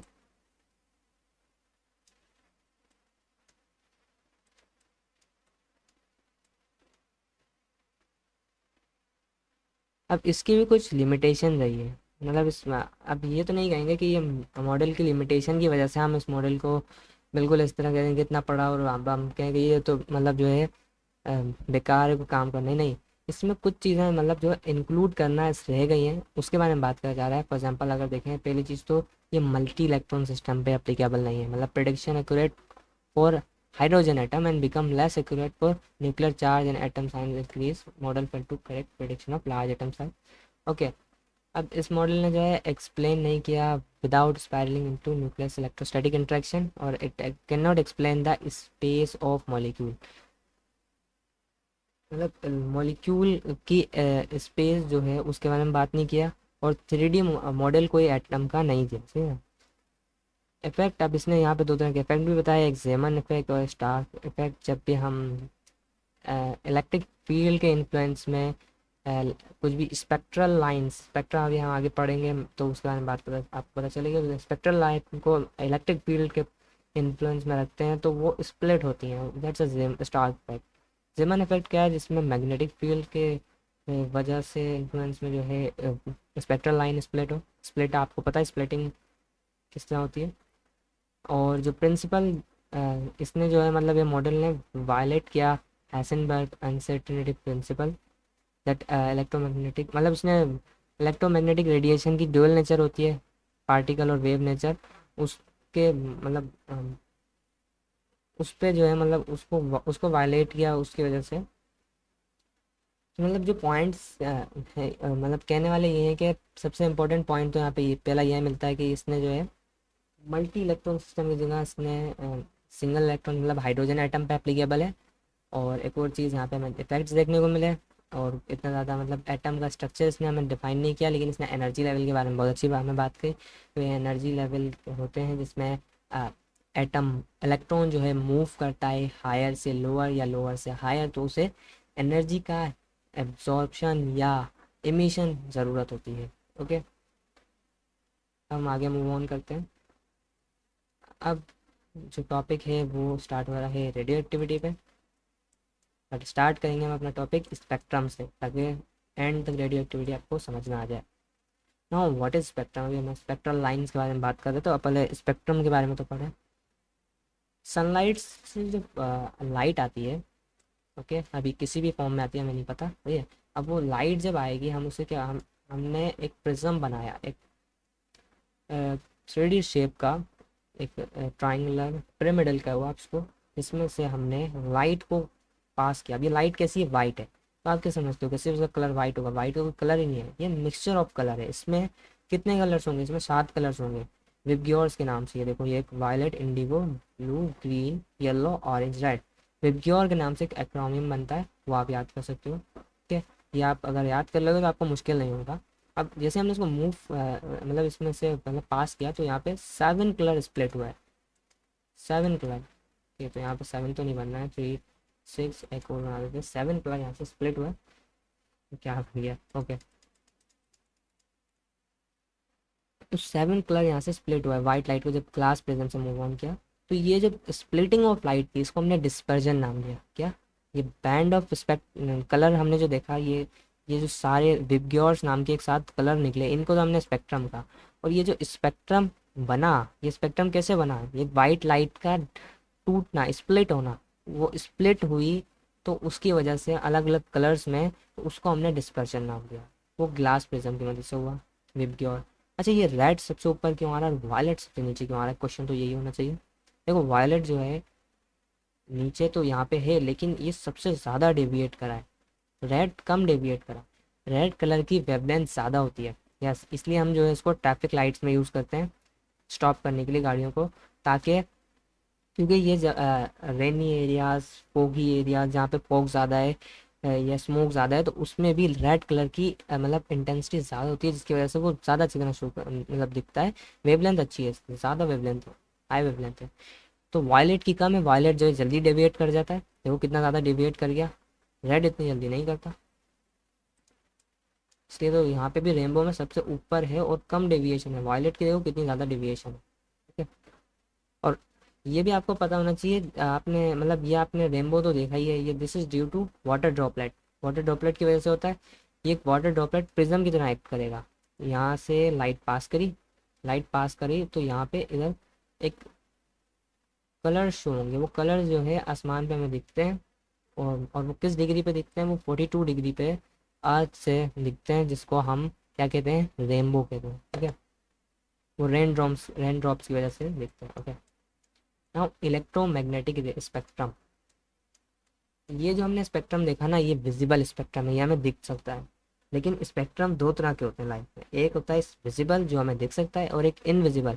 हमारी ज़िंदगी में वो मतलब वो स्पेक्ट्रम हर जगह स्प्रेड है, आप कहीं भी देख लो, अभी भी आप अपने मोबाइल की स्क्रीन पे हो ना, बैठे हुए हो ना, तो वहाँ से भी कितनी ज़्यादा इलेक्ट्रोमैग्नेटिक रेज निकल रही होंगी, लेकिन आपको दिखता ही नहीं है, क्यों? क्योंकि वो इनविजिबल स्पेक्ट्रम है, ओके। तो अब विजिबल कौन सा दिखता है, जैसे आपको आपका बल्ब जो जल रहा है, आपकी कंप्यूटर की स्क्रीन, ओके, ये विजिबल स्पेक्ट्रम। लेकिन इनके अंदर से जो रेडिएशंस निकल रही हैं, जिससे आप कम्युनिकेशन कर रहे हो, और भी बहुत सारे फिनोमिना आपका मतलब जो है प्रोसीड हो रहे हैं, वो सब इनविजिबल स्पेक्ट्रम के जरिए, ओके। अब इनके ये स्पेक्ट्रम जो है एक मतलब आप कह सकते हो एक एक सीक्वेंस में लगाया गया है, मतलब सेट किया गया है कि उनकी वेवलेंथ और फ्रीक्वेंसी के हिसाब से। तो अगर देखें तो स्टार्टिंग में सबसे पहले आते हैं हमारे पास रेडियो वेव्स। रेडियो वेव्स हम यूज़ करते हैं सैटेलाइट्स के लिए। सैटेलाइट्स में अगर आपको बात करनी है, सैटेलाइट्स तक आपको कम्युनिकेशन करनी है, तो रेडियो वेव्स को हम यूज़ करते हैं, ओके। आपने देखा है ना यूट्यूब पे बहुत सारे सैटेलाइट्स से बैठे हुए, स्पेस से बैठे हुए, जो मतलब वीडियोस अपनी शेयर कर रहे होते हैं, तो कैसे रेडियो वेव से वहाँ से यहाँ तक इंफॉर्मेशन ट्रांसफ़र हो रही होती है। माइक्रोवेव जो आप यहाँ पे आजकल का दौर है जिसमें हम कम्युनिकेशन कर रहे हैं, वो माइक्रोवेव्स के ज़रिए भी हो रही है। और इंफ्रारेड भी एक वेव है। अच्छा अब एक चीज़ पहले हम ये जान लेते हैं यूज़ के बाद, यूज़ से पहले माइक रेडियो वेव की सबसे ज़्यादा वेवलेंथ होती है, इसलिए ये लॉन्ग डिस्टेंस तक मूव कर सकता है। फॉर एग्जांपल अगर मैं कहूँ तो ये मेरे पर ख़ास है, तो फिर ये जाके आपके पास तकरीबन इसकी अगली वेवलेंथ हैदराबाद में पहुँचेगी, यस, इतनी ज़्यादा वेवलेंथ होगी। माइक्रोवेव की उससे थोड़ा कम वेवलेंथ है, इंफ्रारेड की और कम, और विजिबल की और कम, और सबसे ज़्यादा कम जो है गामा की, मतलब इस तरह अल्ट्रावायलेट, एक्सरे और गामा, सही है। अब गामा में आप देख रहे हो वेवलेंथ तो कम हो गई, लेकिन फ्रीक्वेंसी ज़्यादा है। फ्रीक्वेंसी क्या है, पर सेकंड में कितनी ज़्यादा वेव, यहाँ पे तो पर सेकंड में एक वेव जा रही है, यहाँ पे पर सेकंड में देखो कितनी ज़्यादा वेव्स आ रही है ना। तो गामा रे की जो है फ्रीक्वेंसी ज़्यादा है। अगर फ्रीक्वेंसी ज़्यादा है तो उसकी पेनिट्रेटिंग पावर भी क्या होगी, ज़्यादा होगी, सही ना। इसी के साथ गामा रे की पेनिट्रेटिंग पावर ज़्यादा है, इसी तरह एक्सरे की भी पेनिट्रेटिंग पावर ज़्यादा है, तो इसलिए हम एक्सरे से हमारा टेस्ट होता है, मतलब हमारे बोन से नहीं गुजर सकती, पेनिट्रेट नहीं कर सकती, लेकिन हमारे फ्लैश, यस, हमारे गोश्त से जो है मूव कर जाती है, और इससे हमारा एक्सरे टेस्ट हो पाता है, ओके। गामा रेज जो है अगर कहें तो इसकी एनर्जी भी सबसे ज़्यादा है, फिर उससे कम एनर्जी एक्सरे की, उससे कम अल्ट्रावायलेट की, उससे कम विजिबल की, इंफ्रारेड की, और माइक्रोवेव की, और रेडियो वेव की। तो इससे हमें एक रिलेशन पता चलता है कि एनर्जी जो है वो इन्वर्सली प्रोपोर्शनल है, बल्कि डायरेक्टली प्रोपोर्शनल है फ्रीक्वेंसी की। फ्रीक्वेंसी जो है बढ़ रही है, एनर्जी भी बढ़ रही है। फ्रीक्वें देखो एनर्जी भी बढ़ रही है, और फ्रीक्वेंसी अगर कम हो रही है तो एनर्जी भी कम हो रही है, और इन्वर्सली प्रोपोर्शनल है लैम्डा वेवलेंथ। वेवलेंथ बढ़ रही है, एनर्जी कम हो रही है, वेवलेंथ कम हो रही है, एनर्जी बढ़ रही है, ओके। फ्रीक्वेंसी वगैरह आप सब समझ गए होंगे। और ये इनका यूज़ है, विजिबल लाइट का भी यूज़ है, इंफ्रारेड का भी है। हमारे रिमोट जो टेलीविज़न के रिमोट होते हैं उसमें इंफ्रारेड का यूज़ होता है, okay. Ultra violet rays, X rays, gamma rays, इनका हमारी लाइफ में भी यूज़ है। अब स्पेक्ट्रम पे आते हैं हम, जो हमें स्पेक्ट्रम देखना था। तो स्पेक्ट्रम पहले तो मैं बताया दो तरह के होते हैं, एक विजिबल और एक इनविजिबल। तो इनविजिबल तो अभी हमारे को इससे डील नहीं करना, वो इलेक्ट्रोमैग्नेटिक स्पेक्ट्रम के चैप्टर में हम अलग से पढ़ेंगे। बट अभी हम पढ़ रहे हैं स्पेक्ट्रम जो विजिबल है, जो हमारे टॉपिक के मुताबिक है। ओके, तो विजिबल स्पेक्ट्रम जिसमें दो टाइप्स आती हैं, एक कंटिन्यूस और एक लाइन स्पेक्ट्रम, जिसको डिसकंटिन्यूस भी बोलते हैं। तो पहले कंटिन्यूस की हम बात करते हैं। कंटिन्यूस स्पेक्ट्रम क्या है, आपको देख सकते हो कि यहाँ पे आपको इनके दरमियान डिफरेंस नहीं दिख रहा होगा। अभी ब्लू खत्म हो रहा है, मतलब ब्लू बिल्कुल डार्क है, थोड़ा लाइट हुआ, थोड़ा लाइट हुआ, लाइट होते होते हुए ऊपर ग्रीन स्टार्ट हो गया, फिर इस तरह येलो, और इस तरह से स्पेक्ट्रम मूव कर रहा है। तो ये कंटिन्यूस है। बट वाइल अगर हम बात करें लाइन स्पेक्ट्रम की, तो लाइन स्पेक्ट्रम में आपको लाइन्स शो होंगी, ठीक है ना। अब अगर हम वाइट लाइट जो आती है उसको अगर हम प्रिज्म से मूव कराएं, तो ये continuous spectrum, okay, continuous spectrum show हो रहा है। इसको वेवगेयर कहते हैं। इनकी वेवलेंथ 7,000 एंगस्ट्रॉम से लेके 4,000 एंगस्ट्रॉम तक होती है। आप इसको रेनबो में भी देख सकते हो। लाइन स्पेक्ट्रम क्यों बनता है, कैसे बनता है, वो देखेंगे। इसमें डिस्टिंक्ट लाइंस आ जाती हैं, डार्क और कलरफुल। ओके, अब देखो, स्टार्ट तो हम एब्जॉर्प्शन स्पेक्ट्रम से करेंगे। एक हमने गैस ली, एक गैस को हमने जो है फॉर एग्जाम्पल इसमें रख लिया। इस गैस को सी कोल्ड गैस है, इस पे हमने हॉट इंटेंसिटी का हाई डेंसिटी और हॉट एमिटर से जो है, मतलब यहाँ से हमने लाइट को पास करवाया इस कोल्ड गैस से। इस कोल्ड गैस से जब पास कराया ना, तो इस कोल्ड गैस ने कुछ लाइट को एब्जॉर्ब कर लिया, सही है, कुछ वेवलेंथ को एब्जॉर्ब कर लिया। कुछ वेवलेंथ को जो इसने एब्जॉर्ब किया ना, अब आपको पता है वहाँ पे कलर शो नहीं होगा, वहाँ पे लाइन शो होंगी, ब्लैक लाइन, मतलब वहाँ पे अ, कोई इमिशन, मतलब वहाँ से उसने पास नहीं करने दिया। तो ये था एब्जॉर्प्शन स्पेक्ट्रम, क्योंकि यहाँ पे एब्जॉर्प्शन हुई है इसलिए हमें ब्लैक कलर लाइन दिखी। अभी हॉट गैस हो गई, अभी हॉट गैस ने थोड़ी देर बाद अ, अभी तो अनस्टेबल थी, इसने उस स्पेक्ट्रल लाइन को क्या किया, इमिट किया, और फॉर्मेशन हुआ इमिशन। जो भी लाइंस ने एब्जॉर्ब की तो सारी इमिट हो गई, और अब बाकी सारा तो वो स्पेक्ट्रम जो है वो एब्जॉर्ब नहीं किया, तो ये सारा ब्लैक हो गया। तो ये इमिशन स्पेक्ट्रम, ओके, जो इसने इमिट किया। तो that's the difference between absorption and emission. Absorption में ये ब्लैक लाइंस क्यों आ रही हैं, और इमिशन में ये कलरफुल छोटी छोटी लाइंस क्यों आ रही हैं, ये आपको पता चल गया है। ओके, नाउ अब हमारे हाइड्रोजन स्पेक्ट्रम पे। अगर एक हाइड्रोजन का ये इलेक्ट्रॉन यहाँ पे मूव कर रहा है, अब हाइड्रोजन के शेल्स हैं, इसको हमने क्या किया है, इन गोल शेल्स को पहले तो हमने तोड़ा, ताकि इसको अच्छी तरह समझ सके, हमने इनको तोड़ के स्ट्रेट लाइन में खड़ा कर दिया, सही ना, स्ट्रेट लाइन में अरेंज कर दिया, सही है। तो ये फर्स्ट शेल है, सेकंड है, थर्ड है, फोर्थ है, फिफ्थ है, और इसको इन्फिनिटी तक कहते हैं। लेकिन इन्फिनिटी तक आप कहाँ जाएंगे, ओके, कितना, मतलब इन्फिनिटी तक, तो इन्फिनिटी तो आप नहीं कह सकते इसको। एक फॉर एग्जाम्पल हाइड्रोजन में भी एक शेल हो गया, दो होंगे इस तरह से, और ये एक न्यूक्लियस है। अब हम क्या करते हैं, हम देखेंगे कुछ सीरीज बनानी है हमें। फॉर एग्जाम्पल एक शेल है, शेल वन। अब जैसा मैंने आपको बताया था कि इलेक्ट्रॉन जो है, आपको बताया था, इलेक्ट्रॉन जो होता है, 1 मिनट, जैसे बोर्स ने बताया, बोर थ्योरी ने बताया था कि इलेक्ट्रॉन जो होता है एक फिक्स शेल में होता है, ठीक है।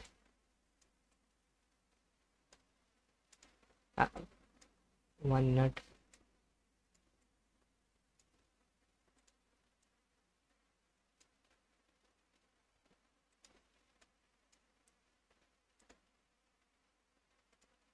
ओके। अब बोर ने जैसे बताया था कि भाई इलेक्ट्रॉन जो है एक फिक्स ऑर्बिट में या एनर्जी लेवल में होगा। अगर इसे अगर ये लोअर एनर्जी लेवल पे है, तो इसे हायर पे जाना है, तो इसे एनर्जी एब्जॉर्ब करना पड़ेगी। और अगर इसे हायर से लोअर आना है, तो ये अनस्टेबल हो जाएगा। अगर हायर पे आया है तो अनस्टेबल होगा, कुछ देर बाद इसको ये एनर्जी, मतलब फॉर एग्जांपल अब ये अनस्टेबल है, तो स्टेबल होने के लिए ये वापस से एनर्जी लॉस करेगा, और ये लोअर पे आएगा। तो यहाँ से ये एब्जॉर्ब कर रहा है, और यहाँ से ये इमिट कर रहा है इलेक्ट्रॉन, सही है। तो अगर इलेक्ट्रॉन इन्फिनिटी हो, 7 हो, 6 ऑर्बिट हो, 5 एनर्जी लेवल हो, 4 हो, 3 हो, 2 हो, सही है, कोई भी हो, अगर यहाँ इनमें से कहीं से भी 1 पे आता है, वन पे आता है तो उसे हम कहते हैं लाइमन सीरीज। अगर इलेक्ट्रॉन मतलब लोअर एनर्जी लेवल से हायर, मतलब हायर पे आ रहा है, नहीं हायर से लोअर पे आ रहा है, मतलब इन्फिनिटी से कहीं से भी लोअर वन पे आ रहा है, तो उस सीरीज को हम क्या क्या नाम देते हैं, लाइमन सीरीज। अगर इसी तरह वो टू पे आ रहा है, एन टू पे, तो अब आपको पता है वो थ्री से आ सक मैक्सिमम थ्री से, मिनिमम थ्री से आ सकता है, या मैक्सिमम इन्फिनिटी से आ सकता है, और वो उसे हम कहेंगे बाल्मर सीरीज। सही है। ये तो था अल्ट्रा वायलेट रीजन। अब ये जो रीजन है ये है विजिबल रीजन, जो 4000 एंगस्ट्रॉम का है। ओके। इसके बाद आता है पास्टियन सीरीज, जो थर्ड एनर्जी लेवल पे आएगा। अगर इन्फिनिटी से लेकर थर्ड पे मूव कर रहा है, या सेवन से लेकर थर्ड पे आ रहा है, या सिक्स एनर्जी लेवल से थर्ड पे आ रहा है, या फाइव फोर से थर्ड पे आ रहा है, तो वो पास्टियन सीरीज है, जो इंफ्रा रेड रीजन के नियर होता है। ओके। ये सारी मतलब इलेक्ट्रॉन का मूव कह सकते हैं हम, इलेक्ट्रॉन की जंपिंग हो रही है एक एनर्जी लेवल से दूसरे में। तो अगर कहीं कोई भी एनर्जी लेवल से वो वन पे आता है तो वो लाइमन सीरीज है, और वो रीजन कौन सा कहलाएगा, वो अल्ट्रा वायलेट रीजन कहलाएगा। अगर वो बाल्मेर पे आ रहा है, मतलब वो सेकंड एनर्जी लेवल पे आ रहा है, कोई भी मतलब कोई भी एनर्जी लेवल से अगर वो सेकंड पे आता है तो वो बाल्मेर है। अगर इसी तरह वो थर्ड पे आ रहा है तो वो पास्टियन है, और अगर इसी तरह किसी भी एनर्जी लेवल से फोर्थ पे आ रहा है वो ब्रैकेट है। अब एक कॉमन सेंस की चीज़ ये है कि भाई वो नीचे से तो ऊपर नहीं आएगा ना, कि यहाँ वन से जो है ब्रैकेट में आ जाए, नहीं ऐसे नहीं होगा, ऊपर से ही आएगा, हायर से लोअर पे आएगा ना। P fund. सही है। आप समझ गए हो कि वो आप फिफ्थ पे आएगा। तो ये अब इनके आप रीजन याद कर सकते हो, या इस पे क्वेश्चन आपको बहुत अच्छा मिल जाएगा कि लाइमन अल्ट्रा वायलेट रीजन पे होगा, Balmer visible region, Paschen near infrared, और ब्रैकेट फॉर इंफ्रारेड। मतलब ये इंफ्रारेड के थोड़ा करीब है, ये इंफ्रारेड से थोड़ा दूर है, और ये भी इंफ्रारेड से थोड़ा दूर है। ओके। आपकी बुक में डायग्राम दी है, लेकिन जो है ना ये डायग्राम इतनी ज़्यादा शो नहीं कर रही थी, इसलिए मैंने उठा लिया। अच्छा, एक चीज़ जो आपको फिजिक्स में भी पता होना चाहिए, और ये यहाँ भी पता होना चाहिए, व्हाट इज़ एम्पलीट्यूड। पहले हम एम्पलीट्यूड जान लेते हैं। एम्पलीट्यूड आपने एक फॉर एग्जांपल एक वेव देखी, उस वेव में जो आपने मैक्सिमम डिस्टेंस देखा, जेन्युइन डेफिनेशन बताऊँ तो यहाँ पे जो मैक्सिमम डिस्टेंस जो है उसका हाफ कर दो। मतलब पहले इन सब जो भी वेव है इन सब वेव का हाफ कर दिया। अब इन वेव में जो हाफ होने के बाद भी जिसका मैक्सिमम डिस्टेंस हुआ, डिस्प्लेसमेंट किया जिसने, फॉर एग्जांपल इसने सबसे मैक्सिमम डिस्प्लेसमेंट किया, तो ये वेव का क्या हुआ, एम्पलीट्यूड हुआ। इस वेव का क्या हुआ, एम्पलीट्यूड हुआ। अगर मैं इन दोनों के दरमियान बल्कि लीव दैट, अगर वेव ऊपर मूव करती है तो उसको हम क्रेस्ट कहते हैं, अगर वो इसी पॉइंट से नीचे की तरफ मूव करती है तो उसे ट्रफ कहते हैं। अब अगर ऐसे दो ट्रफ के दरमियान का डिस्टेंस पूछो, या ऐसे दो क्रस्ट के दरमियान का डिस्टेंस पूछो, इनको हम वेव लेंथ कहते हैं, लैम्डा से शो करते हैं। ओके। आई होप आपको समझ में आया होगा। अब अगर अब ये हमने जो एनर्जी लेवल देखे भाई, हायर से लोअर पे मूव कर रहा है। यस। तो हायर से लोअर पे मूव कर रहा है तो हम इसको कैलकुलेट कैसे करेंगे, तो उसको आप कैलकुलेट करोगे इस फॉर्मूले से। 1 मिनट। इस फॉर्मूले से, जिसको रेडबर्ग कांस्टेंट ने दिया। रेडबर्ग कांस्टेंट जो है मतलब एक साइंटिस्ट के नेम पे, बल्कि रेडबर्ग जो है एक कांस्टेंट है, आप इसको इतना याद रखो, जिसकी वैल्यू 1.0 × 9 × 10⁻⁷ होती है। ये वैल्यू आपको यहाँ पुट करनी है। अब आपको लोअर एनर्जी लेवल दे देगा, बोलेगा लोअर एनर्जी लेवल 2 है, उसका स्क्वायर करना है, यस याद रखना। और हायर एनर्जी लेवल 2 वाला होगा, लोअर 1 वाला है, हायर 2 वाला है। ये इस तरह भी याद कर सकते हो। छोटा कौन सा है, 1, बड़ा कौन सा नंबर होता है, 2। तो हायर 2 पे रखा जाएगा, लोअर 1 पे रखा जाएगा। अगर आपको 2 और 7, जो आपके कॉमन सेंस की बात है, 7 नंबर बड़ा होता है तो उसको आप हायर पे रखोगे, और 2 छोटा होता है उसको लोअर पे रखोगे। ओके। अब हम ये सीरीज दी हुई है आपको, यहाँ पे देख सकते हो कि भाई अगर स्पेक्ट्रल लाइन मूव करती है, इलेक्ट्रॉन जो है बैक करता है 6 से 7 से इन्फिनिटी से 5 पे, तो पी पॉइंट 4 पे तो ब्रैकेट। इनके रीजन्स भी दिए हुए हैं, मिड इंफ्रारेड, फार इंफ्रारेड, नियर इंफ्रारेड। तो ये यहाँ पे नियर है, ये मिड होगा, ये फार होगा। पासियन में क्या होगा, थर्ड पे मूव करेगा, यहाँ पे 2 में, और यहाँ पे 1 पे। अब प्लैंक कांस्टेंट क्वांटम थ्योरी आई, प्लैंक क्वांटम थ्योरी ने क्या डिस्क्राइब किया भाई, इसमें जो है इनको अवार्डेड किया गया नोबेल प्राइज से, इनकी थ्योरी की वजह से। इन्होंने कहा एटम जो है कंटिन्यूसली एनर्जी इमिट नहीं करता, और ना तो एब्जॉर्ब करता है। सही है।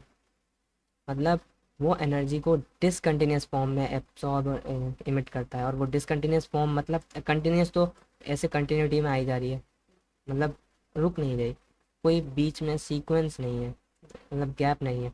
बट अगर देखें तो एब्जॉर्प्शन और इमिशन एनर्जी का किस में हो रहा है, एक पैकेट्स की फॉर्म में हो रहा है जिसको क्वांटा कहते हैं। एक पैकेट्स आ रहे हैं इस तरह से, उन पैकेट्स में एनर्जी है, उस पैकेट ऑफ एनर्जी को क्वांटा कहते हैं। और क्वांटम जो है उस अकेले पैकेट को कहेंगे, और इन सारे पैकेट्स को क्वांटा कहेंगे, ठीक है।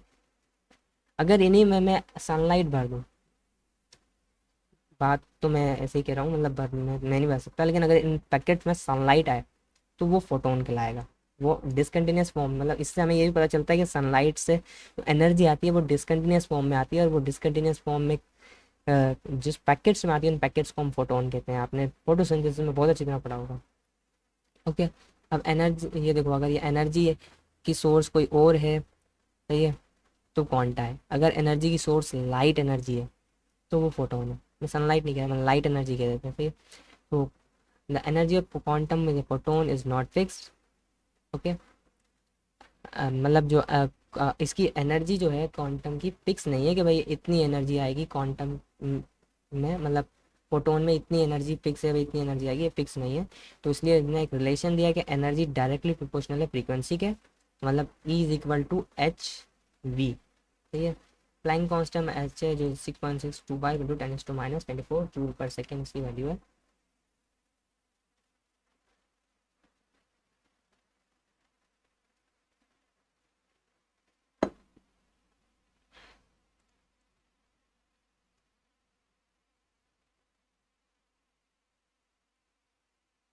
One minute. Okay, no, X ray experiment हम बात कर रहे थे, एक्सरे एक्सपेरिमेंट के बारे में हम बात करेंगे। रोएंटन जिन ने जो है एक एक्सपेरिमेंट परफॉर्म किया जिसमें इन्होंने इलेक्ट्रॉन में, मतलब वही डिस्चार्ज ट्यूब वाला एक्सपेरिमेंट था, मतलब जो एक डिस्चार्ज ट्यूब बनी तो मतलब सारे साइंटिस्ट लग गए इस पे खेलने के लिए, है ना इस पे, मतलब इस पे एक्सपेरिमेंट करने के लिए। तो रोएंटन जिन भी पीछे नहीं रहा, उसने भी एक्सपेरिमेंट किया, उसने भी कैथोड रे को कोलाइड किया। एक बार इसने कोलाइड किया एनोड के मेटल प्लेट पे, तो उसने देखा कोई एक शॉर्ट वेवलेंथ, वेवलेंथ आपको पता है एक्सरेज की शॉर्ट होती है, तो शॉर्ट वेवलेंथ हाईली पेनिट्रेटिंग, मतलब पेनिट्रेट बहुत अच्छी तरह कर रहा है, तो वो एक्सरेज थी। उसने उनको नाम दे दिया एक्सरेज, नेम्ड एज एक्सरेज, जो पेनिट्रेट कर सकती हैं ग्लास, पेपर, रबर, मेटल और ह्यूमन का फ्लैश, उसके गोश्त से भी, बट नॉट बोन। इसलिए तो हम एक्सरे टेस्ट बनाते हैं बोन्स का। अब इसने तो ये एक्सपेरिमेंट इस तरह किया, भाई ये कैथोड है, ये एक्सेलरेटिंग एनोड है। एक्सेलरेटिंग मतलब यहाँ से जब भी वो कैथोड जाएंगे तो उनको एक्सेलरेट करेगा, और ये उनको फिक्स करेगा भाई कहाँ डिफ्लेक्ट करना है, ये उनमें डिफ्लेक्शन पैदा करेगा। और ये फ्लोरेसेंस फोस्फो इरेसेंट फॉस्फोरेसेंट स्क्रीन है जहाँ पे इलेक्ट्रॉन बीम आके हिट करेगी। तो ये इस एक्सपेरिमेंट में उसने शो किया, और यहाँ पे एक एनोड प्लेट लगाई, ओके, यहाँ पे एक एनोड प्लेट लगाई जिससे जो है एक्स रेज निकली, रिफ्लेक्ट हुई। ये तो अब हम देख रहे हैं टाइप ऑफ एक्सरे, एक्सरे की टाइप्स है, मतलब जो मूजले ने, जो अब मूजले साहब ने भी जो इसमें एक्सपेरिमेंट परफॉर्म किया, उन्होंने जो है उन्होंने यही एक्सपेरिमेंट में एक्सरे की इंटेंसिटी देखी, मतलब किस बेसिस पे उन्होंने, वेवलेंथ के बेसिस पे देखी। उन्होंने अलग अलग एलिमेंट्स को यूज़ किया, उन्होंने के सीरीज़ के लिया, इन्होंने के सीरीज़ में जब देखा तो एलिमेंट प्रोड्यूस कर रहे हैं जिनके पास लार्ज एटॉमिक नंबर है, ये शॉर्ट वेवलेंथ और हाई एनर्जी, क्योंकि इनकी ट्रांजेक्शन इलेक्ट्रॉन का क्या होगा, बहुत हाई होगा, हाई से लो पे होगा ना, तो बिग डिफरेंस एनर्जी लेवल आएगा, इसलिए इनमें वेवलेंथ शॉर्ट थी और एनर्जी हाई थी। एल सीरीज जो है वो एनोड वाले जिनमें एटॉमिक नंबर, इनका कम एटॉमिक नंबर था, तो इसलिए इनकी ये वेवलेंथ ज़्यादा प्रोड्यूस कर रहे थे, क्योंकि इनमें एनर्जी कम थी, एनर्जी का लेवल का डिफरेंस कम था, इसलिए एनर्जी कम प्रोड्यूस हुई, इसलिए वेवलेंथ ज़्यादा प्रोड्यूस हुई। अब एक्सरे प्रोडक्शन देख लेते हैं। ओके, एक्सरे प्रोड्यूस कैसे हुई, एक स्पेशल डिस्चार्ज ट्यूब में जब कैथोड को हीट किया गया, हीट मतलब यहाँ पे इसको हीट किया गया और एक हाई वोल्टेज दिया गया और बहुत लो प्रेशर, वही मतलब सारी कंडीशन रखी गई है। और उसने जब उसको उधर हिट कराया तो एक बीम टूवर्ड एनोड से स्ट्राइक होने के बाद एक ट्रांजिशन हुई जिसको हमने एक्सरेज कहा, एक्सरेज फोटो। ओके, अब इनकी कुछ प्रॉपर्टीज़ देख लेते हैं। एक्सरे की प्रॉपर्टी ये है कि इसकी शॉर्ट वेवलेंथ होती है, हाई एनर्जी है, इनविजिबल इलेक्ट्रोमैग्नेटिक रेडिएशन है। वेवलेंथ आपको इसको याद करना चाहो तो कर लेना, एक बार गो थ्रू भी कर लो तो MCQs में टिक लगाने में आसान रहेगा, 0.1 से लेकर 10 एंगस्ट्रॉम तक। Travel with speed of light, speed of light के मुकाबले में उतना ही चलेगी, सही है। पेनिट्रेशन पावर अगर हम देखें तो increase as energy of X rays increase, सही है। जितनी ज़्यादा एनर्जी होगी उतनी ज़्यादा पेनिट्रेशन होगी, एनर्जी होगी तो फ्रीक्वेंसी ज़्यादा होगी, फ्रीक्वेंसी ज़्यादा होगी तो उसकी पेनिट्रेशन पावर भी ज़्यादा होगी, यस। और अनअफेक्टेड बाय मैग्नेटिक और electric field, yes. X ray affect नहीं करेंगी क्योंकि ये तो एक रेडिएशंस निकली ना, ये कोई चार्ज पार्टिकल कोई वो इससे हिट किया उसकी वजह से एक रेडिएशंस निकली, electromagnetic radiation. They affect the photographic film, जो फोटोग्राफिक फिल्म लगाई गई थी इसके चारों तरफ उधर उसको अफेक्ट किया, मतलब उसको भी पास करने की कोशिश की गई उसने, तो मतलब ज़्यादा पेनिट्रेटिंग होगी। एक्सरे की मतलब ionize enough energy to ionize, मतलब अब किसी भी गैस को आयनाइज करना हो तो इसलिए हमने जैसे फॉर एग्जांपल मिल्कियंस एक्सपेरिमेंट स्टार्टिंग में दिया था, एक्सरेज को मूव किया था। एक्सरेज जो है बहुत ही उसमें ज़्यादा एनर्जी होती है जिससे वो गैसेस को आयनाइज कर देती है और लिविंग सेल को भी डिस्ट्रॉय और डैमेज कर देती है। इसलिए एक्सरे टेस्ट जो है बार बार इंसान नहीं करा सकता, अगर कोई कराता भी हो तो आपको पता है वो उसके एक तरह से पॉइंट बन जाता है वहाँ पे जहाँ भी एक्सरे उसका हुआ होता है। यूज़ ऑफ एक्सरे, अब एक्सरे का यूज़ क्या है भाई, अगर किसी बंदे की आर्म ब्रोकन हो गया है, कोई भी बोन डैमेज हो गई तो हम उससे जो है मतलब देख सकते हैं। और जो है आजकल मतलब पहली बात तो मेटेलिक सब्सटेंस बुलेट वगैरह अगर कोई बंदे में किसके पास है तो मशीन्स लगी होती हैं एक्सरेज की जो डिटेक्ट कर लेती हैं। डेंटिस्ट हमारे दांतों में कोई भी डिफेक्ट जो है एक्सरेज की मदद से मतलब फाइंड कर सकते हैं। और इसकी वजह इससे जो है हम कैंसर सेल्स को भी डिस्ट्रॉय कर सकते हैं, जब ये लिविंग सेल्स को मार सकते हैं तो कैंसर सेल भी तो एक तरह से हमारी बॉडी में ये एक तरह डिसऑर्डर है मतलब तो उसको भी ये मार सकता है, ठीक है। इसी तरह कोई बैग में नाइफ है ब्लेड है तो उनको खोल के कौन देखते, तो एक्सरेज को यूज़ किया जाता है। इसलिए एक्सरेज जो है उन पे हिट नहीं कर पाती लेकिन उसके अलावा हर जगह हिट कर जाती है, उसकी वजह से पता चल जाता है कि कोई एक ऐसी चीज़ है अंदर जिसको एक्सरे हिट कर पाई है लेकिन उससे पास नहीं कर पाई हम, तो कोई ऐसा नाइफ मेटल वगैरह होगा तो पता चल जाएगा। और क्रिस्टलोग्राफी जिसमें क्रिस्टल्स फॉर्मेशन होता है, सही है। तो उसकी डिटर्मिनेशन करना भी मतलब क्रिस्टोग्राफी में जब मतलब क्रिस्टल फॉर्म करते हैं तो उसकी डिटर्मिनेशन भी एक्सरे करता है, एक्सरे डिफ्रैक्शन टेक्निक्स, ओके। अब बस हम लास्ट पार्ट पहुंच गए हैं, इसके बाद लास्ट पार्ट है, ओके। ये इलेक्ट्रोमैग्नेटिक मतलब रेडियो एक्टिविटी के बाद तो मूजले लॉ और एटॉमिक नंबर। मूजले ने जो है मतलब अलग अलग वेवलेंथ को स्टडी किया, आपको जैसा पता है अभी 38 एलिमेंट्स उसने स्टडी किए, मतलब उन पे एक्सपेरिमेंट किया, स्टडी नहीं कहेंगे, स्टडी भी कह सकते हो आप। एक्सपेरिमेंट किए उसने 38 एलिमेंट पे, एल्युमिनियम से लेके गोल्ड तक, ठीक है ना। पीरियोडिक टेबल में से एल्युमिनियम से लेके गोल्ड तक। मिनट प्रॉब्लम कर रहा है,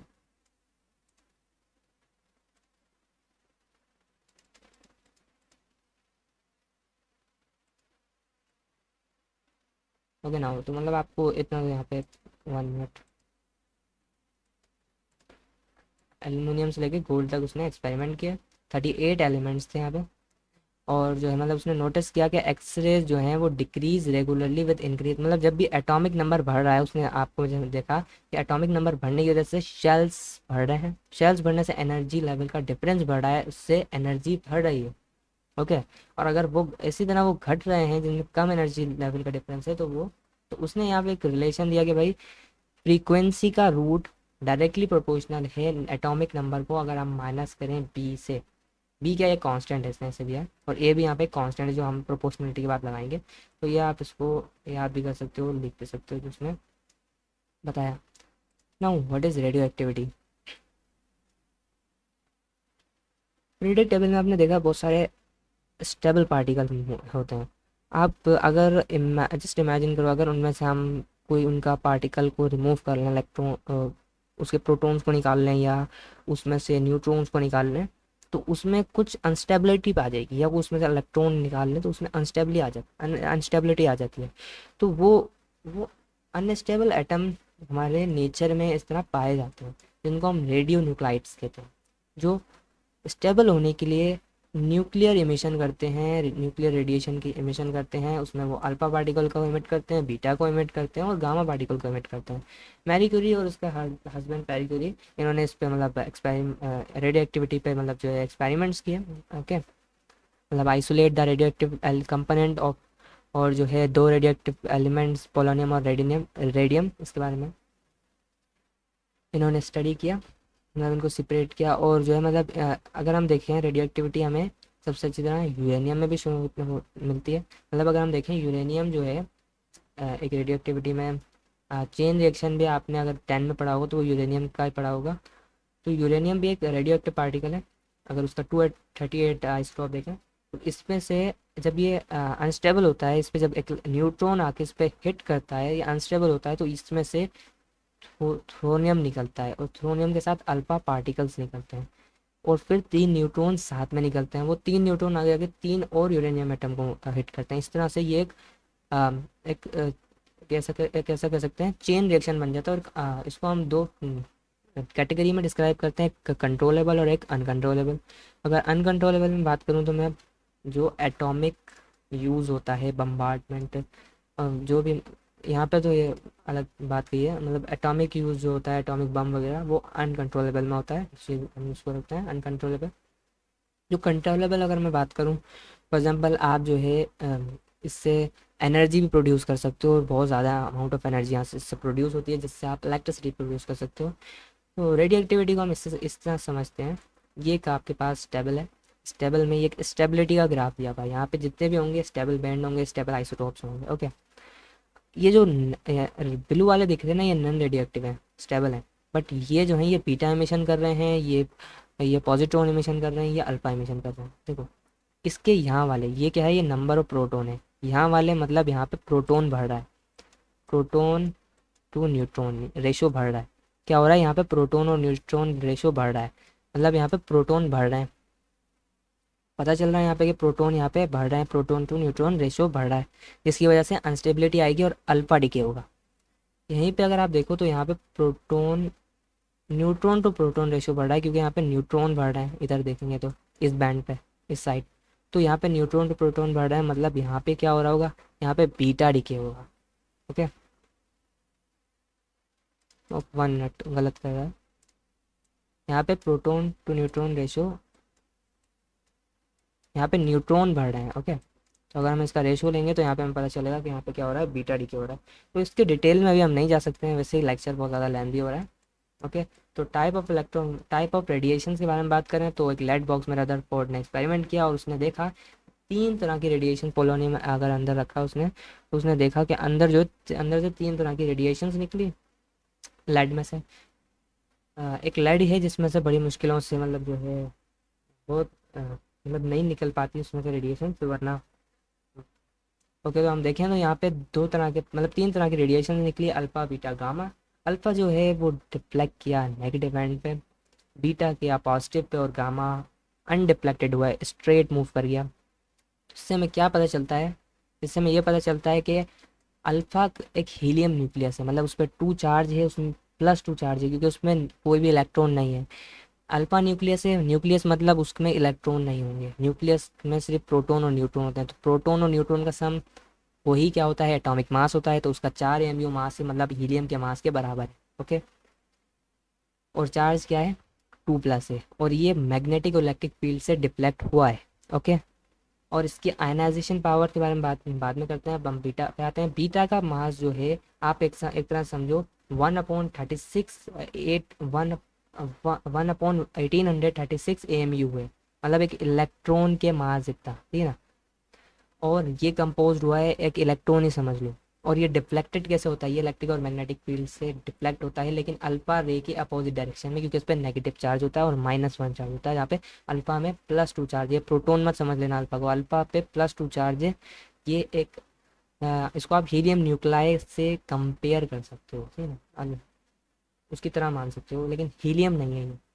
मास अगर देखें गामा का, तो मास का गामा का 0 है, मतलब एक न्यूट्रॉन का मास भी 0 होता है, उसका भी ना मास 0 है, और ये न्यूट्रल भी है। ओके, लेकिन न्यूट्रॉन का मास 0 नहीं होता है, न्यूट्रॉन का मास होता है, न्यूट्रॉन का चार्ज 0 होता है, याद रखना। तो ये जो है न्यूट्रॉन की तरह तो नहीं है, मतलब न्यूट्रल पार्टिकल भी है, 0 मास है। इलेक्ट्रोमैग्नेटिक रेडिएशन है ये, असल में ये इलेक्ट्रोमैग्नेटिक रेडिएशन है, जो ये डिफ्लेक्ट नहीं होगी कहीं से भी। गामा रेज अभी हम पढ़ के आए हैं ना इस पर, लेकिन ये डिफ्लेक्ट नहीं होंगी ना तो इलेक्ट्रिक फील्ड से ना मैग्नेटिक फील्ड से। आयनाइजेशन पावर देखें तो अल्फा पार्टिकल की सबसे ज़्यादा है, क्योंकि चार्ज देखो तो मतलब 100 टाइम बीटा से और 10,000 टाइम गामा से। बीटा की कम है अल्फा से थोड़ा, और गामा से ज़्यादा है, बस मतलब मॉडरेट कह सकते हो, और गामा की बिल्कुल कम है दोनों से। पेनिट्रेशन पावर देखें तो अल्फा पार्टिकल का मास ज़्यादा है, हैवी है, तो पेनिट्रेट मुश्किल से करेगा। बीटा कर लेगा मॉडरेट का आवाज, लेकिन गामा बहुत हाईएस्ट पेनिट्रेटिंग पावर रखता है, ओके, क्योंकि इसकी फ्रीक्वेंसी भी बहुत ज़्यादा है। स्पीड देखें तो 1/20 ऑफ लाइट की स्पीड, 9/10 ऑफ लाइट की स्पीड बीटा का। और ये गामा जो है लाइट की स्पीड के तरह चलता है, मतलब लाइट की स्पीड के मुकाबले, मतलब लाइट की स्पीड क्या है, 3 × 10⁻⁸ 8 मीटर पर सेकेंड। तो ये भी उतनी स्पीड से चलता है, मूव ऑन करता है। आगे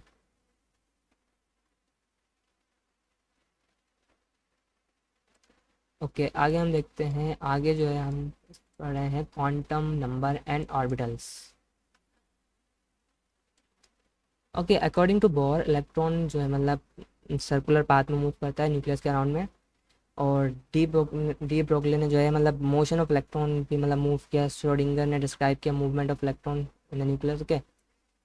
तो अब हमने देखा है कि अब जो है श्रोडिंगर ने जो वेव इक्वेशन कैलकुलेट की थी, तो उसमें जो मतलब उसने कहा कि ये सब this due to quantum numbers और एनर्जी, मतलब इसने quantum number, energy level, sub level को डिस्क्राइब किया है। मतलब 4 तरह के एनर्जी लेवल वो क्वांटम नंबर्स होते हैं, एक प्रिंसिपल क्वांटम नंबर, एक एजिमुथल, और एक मैग्नेटिक, और एक स्पिन क्वांटम नंबर के। बस ये हमारा लास्ट पार्ट है। तो आपको जैसे पता है कि इसने कहा कि भाई इलेक्ट्रॉन, मतलब इसने एन से रिप्रेजेंट किया प्रिंसिपल क्वांटम नंबर को। इलेक्ट्रॉन जो है वो डिपेंड करते हैं क्वांटम नंबर पर। तो प्रिंसिपल क्वांटम नंबर कहता है कि हम एन इलेक्ट्रॉन जो है शेल्स में होते हैं, तो उन शेल्स को हमने किससे नाम दिया, KLMN। ये इलेक्ट्रॉन, ये न्यूक्लियस है और ये इलेक्ट्रॉन, तो इनके शेल्स KLM, और इस तरह से एन। के की वैल्यू, अगर के की एन वैल्यू पूछें, मतलब अगर प्रिंसिपल, अगर आप किसी भी एटम की एन वैल्यू पूछें, 1 है तो आप समझ जाओ वो के शेल है, 2 है तो वो एल शेल है, 3 है तो वो 3 शेल है, ओके। और इसको आप कैलकुलेट कैसे करोगे कि इसमें कितने इलेक्ट्रॉन आते हैं। तो आप के की वैल्यू क्या है, 1 है, तो उसका स्क्वायर कर दो और 2 से मल्टीप्लाई कर दो, तो के में कितने इलेक्ट्रॉन आएंगे, 2। इसका 2 करोगे तो यहाँ पे 2 2 ज़ा 4 और 4 2 ज़ा 8, मतलब एल में 8 इलेक्ट्रॉन आएंगे। और एम में कितने आ जाएंगे, एम में आप देखो 3 3 9 करोड़, मतलब 18 आ जाएंगे। और एन में 32 इलेक्ट्रॉन आ जाएंगे। तो इससे आपको इनके इलेक्ट्रॉन नंबर भी पता चल गया। प्रिंसिपल क्वांटम नंबर के बाद आता है एजिमुथल क्वांटम नंबर, जिसमें उसने सब शेल्स के बारे में बात करा, सही है, ऑर्बिटल सब शेल्स, ओके। सब शेल्स को आप किस तरह फाइंड करोगे कि सब शेल्स में जो है, मतलब अब उसमें एक शेल है तो उसके अंदर सब शेल्स होते हैं। एस, अगर के शेल है तो उसमें कितने शेल, सब शेल होंगे, उसमें सिर्फ एक सब शेल होगा, वो होगा एस। बट अगर एल, अगर के एल एल के बारे में पूछो तो उसमें एस और पी 2 होंगे। और अगर एम के बारे में पूछो तो उसमें एस, पी और डी होंगे। और एन के बारे में पूछो तो उसमें एफ भी होगा। कैसे, एस में सिर्फ 2 इलेक्ट्रॉन आ सकते हैं। अभी हम पहले इनका हम देखें एजिमुथल क्वांटम नंबर, जो एक शेल में सब शेल्स होते हैं, उन सब शेल्स के सब शेल्स को हम शो करते हैं एल नंबर से। अगर एल नंबर 0 है तो वो एस है, अगर 0 बात की जाए तो वो एस है, 1 बात की जाए तो वो पी है। ये इनका सिर्फ रिप्रेजेंटेशन है, L1 L0, मतलब इनको हमने मैथमेटिकली भी रिप्रेजेंट किया है, अल्फ़ाबेटिकली भी रिप्रेजेंट किया है, ओके। तो अगर हम देखें इनके इलेक्ट्रॉन के बारे में भी बात करूँगा। और डी में कितने होंगे, 2 होंगे। और एफ में कितने होंगे, 3 होंगे, ओके। एफ में 3 नहीं, मतलब एफ एफ एफ की एल वैल्यू क्या है, 3 है। डी की एल वैल्यू क्या है, 2 है। पी की एल वैल्यू क्या है, 1 है। और एस की एल वैल्यू क्या है, 0 है, ओके। अब एस में मैक्सिमम 2 इलेक्ट्रॉन आ सकते हैं, पी में 6 आ सकते हैं, और डी में 10 आ सकते हैं, और जो एफ है उसमें 14 आ सकते हैं, ओके। इस तरह ही डिफरेंस होगा। अब अगर देखो तो एस के में होता है, इसलिए उसमें सिर्फ के में 2 इलेक्ट्रॉन आ सकते हैं, उसमें एस सब शेल है। बट एस पी एल में होते हैं, दोनों को मिलाओ 8, मतलब एल में कितने आ जाते हैं, 8 इलेक्ट्रॉन आ जाते हैं। एस में कितने इलेक्ट्रॉन आएंगे, 2। पी में 6, 2 और 6 8। एल में ये दोनों एल में प्रेजेंट हैं, तो मतलब एल में कितने इलेक्ट्रॉन आ जाते हैं, 8 इलेक्ट्रॉन आ जाते हैं। इसी तरह डी में आपको 18 क्यों मिल रहे हैं, क्योंकि ये तो 6 हैं, ओके। और ये 1 मिनट, ये 8 हैं, और ये कितने हैं, ये 10 हैं, तो ये हो गया 18। और इसी तरह 32 उसमें क्यों आते हैं, क्योंकि ये इन 14 को भी ऐड कर लोगे तो तो इस तरह अगर आप ये फॉर्मूला याद करके रखते हो, अगर आपको क्या करना है, एल वैल्यू पता होना चाहिए भाई, एस में कितने इलेक्ट्रॉन आ सकते हैं। तो एस में इलेक्ट्रॉन आ सकते हैं, आप क्या करोगे, ज़ीरो से मल्टीप्लाई करोगे, ज़ीरो हो जाएगा, प्लस वन, ओके, मतलब टू ज़ीरो ज़ा ज़ीरो, और ज़ीरो प्लस वन, मतलब आप टू को वन से मल्टीप्लाई करोगे तो वन ही आएगा, मतलब नहीं, टू को वन से मल्टीप्लाई करोगे टू ही आएगा, तो एस में टू आ जाएंगे। इसी तरह पी में वन रखोगे तो थ्री, और मतलब सिक्स आ जाएंगे। तो इस फॉर्मूले से आप किसको फाइंड कर सकते हो, आप इलेक्ट्रॉन को फाइंड कर सकते हो इन सब शेल्स। इसको सब शेल्स के लिए यूज़ करो, इसको शेल्स के लिए यूज़ करो, शेल्स में कितने इलेक्ट्रॉन आ सकते हैं। Magnetic quantum number, magnetic quantum number हमें बताता है ओरिएंटेशन, ओरिएंटेशन या डायरेक्शन ऑफ ऑर्बिट, है ना, किसी भी सेम सबशेल में डीजेनरेटेड ऑर्बिटल, डीजेनरेटेड ऑर्बिटल अभी हम देखते हैं। अब एस में क्या होता है, इसकी एल वैल्यू वन है, ओके, एस की एल वैल्यू क्या है, वन है, तो इसका मैग्नेटिक क्वांटम नंबर वन होगा। यस, इसका मैग्नेटिक क्वांटम नंबर क्या होगा, वन होगा। नो, इसका मैग्नेटिक क्वांटम नंबर होगा ज़ीरो। नो, इसका मैग्नेटिक क्वांटम नंबर वन है, क्योंकि L minus one and plus one. अब पी की क्या है, थ्री वैल्यू है, तो इसमें किस तरह आएगा, zero plus one minus one. D की क्या है, फाइव है, तो इधर प्लस टू, मतलब zero plus two plus one plus two और माइनस वन माइनस टू, ये इसकी ओरिएंटेशन है, सही ना, कि अगर इसमें एक ज़ीरो है तो एक प्लस वन और एक प्लस टू आ गया, और एक माइनस वन और एक माइनस टू आ गया, एक अपोजिट स्पिन आ जाता है। और एफ, अभी हम जब अगला चैप्टर पढ़ेंगे आपको ये क्लियर होगा अच्छी तरह। एफ जो है जिसमें सेवन वैल्यू आती है, सेवन वैल्यू है ना एफ की, ओके, मतलब मैं ये कह रहा हूँ एफ की L plus two L plus one में अगर आप वैल्यू लिखते हो सेवन आती है, तो ये आप इस तरह लिख सकते हो, minus three minus two minus one zero one two three. Okay, तो ये मैग्नेटिक क्वांटम नंबर हो गया। स्पिन क्वांटम नंबर क्या शो करता है, okay, spin quantum number show करता है, वन मिनट, ओके, ऑर्बिटल के अराउंड उसकी moving movement, rotation, okay, spin, या उसके एक्सिस पे या तो वो क्लॉकवाइज होगा या काउंटर क्लॉकवाइज, मतलब एंटी क्लॉकवाइज होगा, ओके। अगर स्पिनिंग कहता है मैग्नेटिक फील्ड, अगर सेम ऑर्बिटल में इलेक्ट्रॉन स्पिन करता है क्लॉकवाइज तो माइनस वन अपॉइंट टू, मतलब माइनस हाफ, और अगर वो एंटी क्लॉकवाइज है तो वो कह रहा है plus half, but in the same orbital, मतलब अगर ये कह रहा है कि अगर ये एक सेम ऑर्बिटल है तो एक इलेक्ट्रॉन क्लॉकवाइज होगा, एक इलेक्ट्रॉन एंटी क्लॉकवाइज होगा, अपोजिट स्पिन में होगा, यस, इसलिए तो कह रहा हूँ one minus one, yes. To electron can not have same spin, दोनों का इलेक्ट्रॉन का सेम स्पिन नहीं हो सकता, दोनों अपोजिट स्पिन में होंगे। ना, अब हम इसको एक सम अप चार्ट में देखते हैं, आप और भी अच्छी तरह समझ में आ जाएगा। तो उसके बाद सेल्स पे आते हैं। फॉर एग्जाम्पल अगर एनर्जी लेवल वन है तो उसकी एल वैल्यू तो जीरो होगी, मतलब उसमें एस शेल है, एस शेल सिर्फ दो इलेक्ट्रॉन रख सकता है, मतलब के पास कितने इलेक्ट्रॉन होंगे, दो होंगे, दो इलेक्ट्रॉन है तो मतलब उसका ओरिएंटेशन क्या हो जाएगा, ज़ीरो हो जाएगा, या ज़ीरो। बट अगर अगर टू वैल्यू है तो मतलब वहाँ पे एल वैल्यू ज़ीरो भी आ सकती है और वन भी आ सकती है, मतलब एस भी है और पी भी है, मतलब एस में दो इलेक्ट्रॉन और पी में छः इलेक्ट्रॉन, मैक्सिमम आठ इलेक्ट्रॉन तो आते हैं। बट एक तो ऐसा होगा ज़ीरो, और एक की होगी minus one zero plus one, इस तरह होगा। थ्री में किस तरह करोगे आप, थ्री में आप इस तरह होगा ज़ीरो वन टू, इस पर एस पी डी आ जाएगा टू सिक्स टेन, मतलब मैक्सिमम इलेक्ट्रॉन आपके पास कितने आ रहे हैं, तीन आ रहे हैं। इनका स्पिन के टू का किस तरह होगा, जीरो हो जाएगा, तो टू का स्पिन यहाँ पे नहीं होगा, और मतलब टू की ओरिएंटेशन नहीं है, लेकिन सिक्स की ओरिएंटेशन है। किस तरह, सिक्स मतलब एस की ओरिएंटेशन क्या है, ज़ीरो है, मैं यहाँ पे भी ज़ीरो लिख रहा था, ठीक है, एस की ओरिएंटेशन ज़ीरो है। बट पी की क्या है, minus one zero plus one, D की क्या है, minus two minus one zero plus one plus two, इसी तरह S P D F four में भी होगा, ओके। नो, अब हमारे शेप ऑफ ऑर्बिटल। अब अगर हम देखें तो ये सब शेल्स के बारे में बात कर रहे हैं, ना कि शेल्स। शेल्स तो के एल एम एन हमने देखा, उसके अंदर सब शेल्स होते हैं जिनकी प्रोबेबिलिटी, जहाँ पे हमें इलेक्ट्रॉन फाइंडिंग प्रोबेबिलिटी मिलती है, फाइंडिंग इलेक्ट्रॉन, मतलब यहाँ पे इलेक्ट्रॉन यूनिफॉर्मली डिस्टर्ब, देखो ना, स्पेरिकल से ओरिएंटेशन है, स्पेरिकल मतलब इसका थ्री एक्सिस में अगर हम देखें तो यहाँ पे नोडल प्लेन्स है हमारे पास ये, तो यहाँ पे ओरिएंटेशन क्या होगी, ज़ीरो हो जाएगी, मतलब यहाँ पे इलेक्ट्रॉन प्रोबेबिलिटी जीरो हो जाएगी, ओके।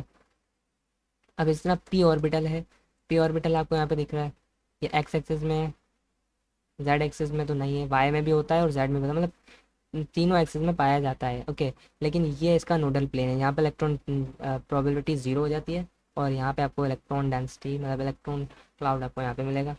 इस तरह डी ऑर्बिटल की भी आपको दिया गया है, जो आपको दो एक्सेस के दरमियान में मिल रहा है। देखो ये वाई एक्सेस पे मिल रहा है, एक्स, ठीक है ना, ये जेड एक्सेस पे मिल रहा है ये आपको। और एफ की जो है वो उसने डायरेक्शन बहुत कॉम्प्लेक्स कही है, तो इसलिए हमने वहाँ पे नहीं लिखी है। तो मतलब अगर आपको डी ऑर्बिटल देता है, तो उसमें जो है उसके एक तरह से डी जनरेट्स भी बनते हैं, इस तरह से d x y, d y z, d x z, d x square y square, या डी जेड स्क्वायर, देख सकते हो इस तरह से बन रहा है। तो ये आपको इनको पता होना चाहिए भाई, ये कौन सा है, डी एक्स वाई है, डी है एक्स वाई के दरम्यान, d x z x z के दरम्यान, d x square y square, और एक डी जेड स्क्वायर फिर में। ना इलेक्ट्रॉनिक कॉन्फ़िगरेशन लास्ट टॉपिक है जो हमारे लिए इंपॉर्टेंट है।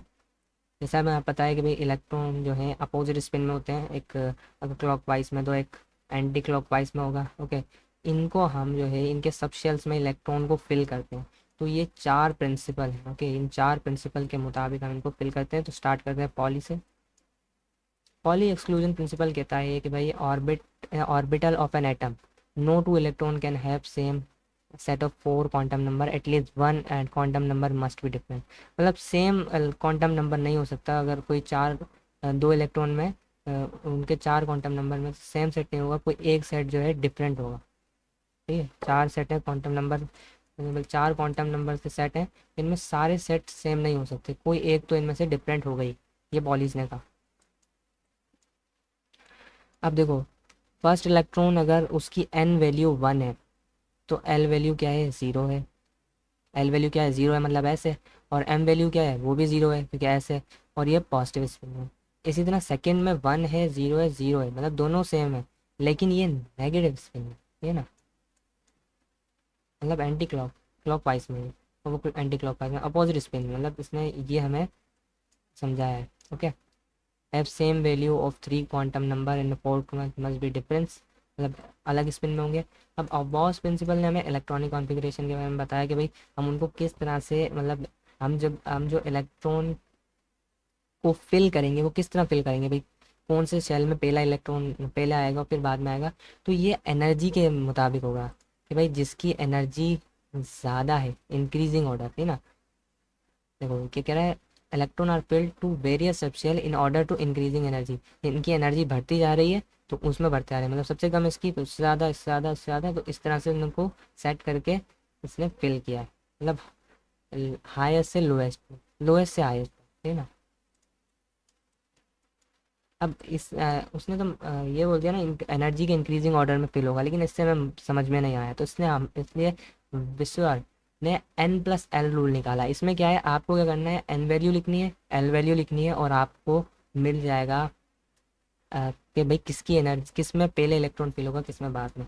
फॉर एग्जाम्पल आपको ये कन्फ्यूजन नहीं आ रही होगी, वन एस सही है, टू एस सही है, टू पी भी सही है, मतलब पहले एस आता है फिर पी आता है फिर डी आता है, फिर थ्री एस भी सही है, थ्री पी भी सही है, लेकिन फोर एस के बाद थ्री डी कैसे आ रहा है। तो फोर में एस को प्लस करो, एन प्लस एन क्या है इधर, फोर है, एस क्या है, एल क्या है, ज़ीरो है, तो ये क्या हो गया, फोर हो गया।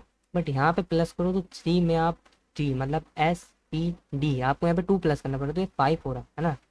तो एन प्लस एल रूल यहाँ पे समझा रहा है। देखो मैं इस बार ये समझाना चाह रहा हूँ, अगर ये एन है थ्री, डी की वैल्यू टू होती है, ये क्या हो गया, फाइव हो गया, ये फोर है, और इसकी एस मतलब एल वैल्यू क्या हो गई, ज़ीरो, ये हो गया फोर, तो इसलिए इसके एन प्लस एल वैल्यू कम है, इसके एन प्लस एल वैल्यू ज़्यादा है, जिसकी वजह से ये पहले रखा गया है, ये बाद में रखा गया है। तो इस तरह से हम एन प्लस एल वैल्यू से कैलकुलेट कर सकते हैं, इसमें मैं वर्कशीट भी दूंगा। ओके, और फिर हुन्स रूल हमें ये बताता है कि भाई available degenerate orbital electron में कितने डिस्ट्रीब्यूटेड है, मतलब हाफ फिल्ड ऑर्बिटल में सिंगल इलेक्ट्रॉन कितने। फॉर एग्जांपल अगर थ्री पी है तो उसके भी तीन डी जनरेट्स होंगे, like this, three p x, three p y और थ्री पी जेड। इसी तरह डी के भी होंगे, ठीक है ना, थ्री पी एक्स वाई और थ्री पी वाई जेड।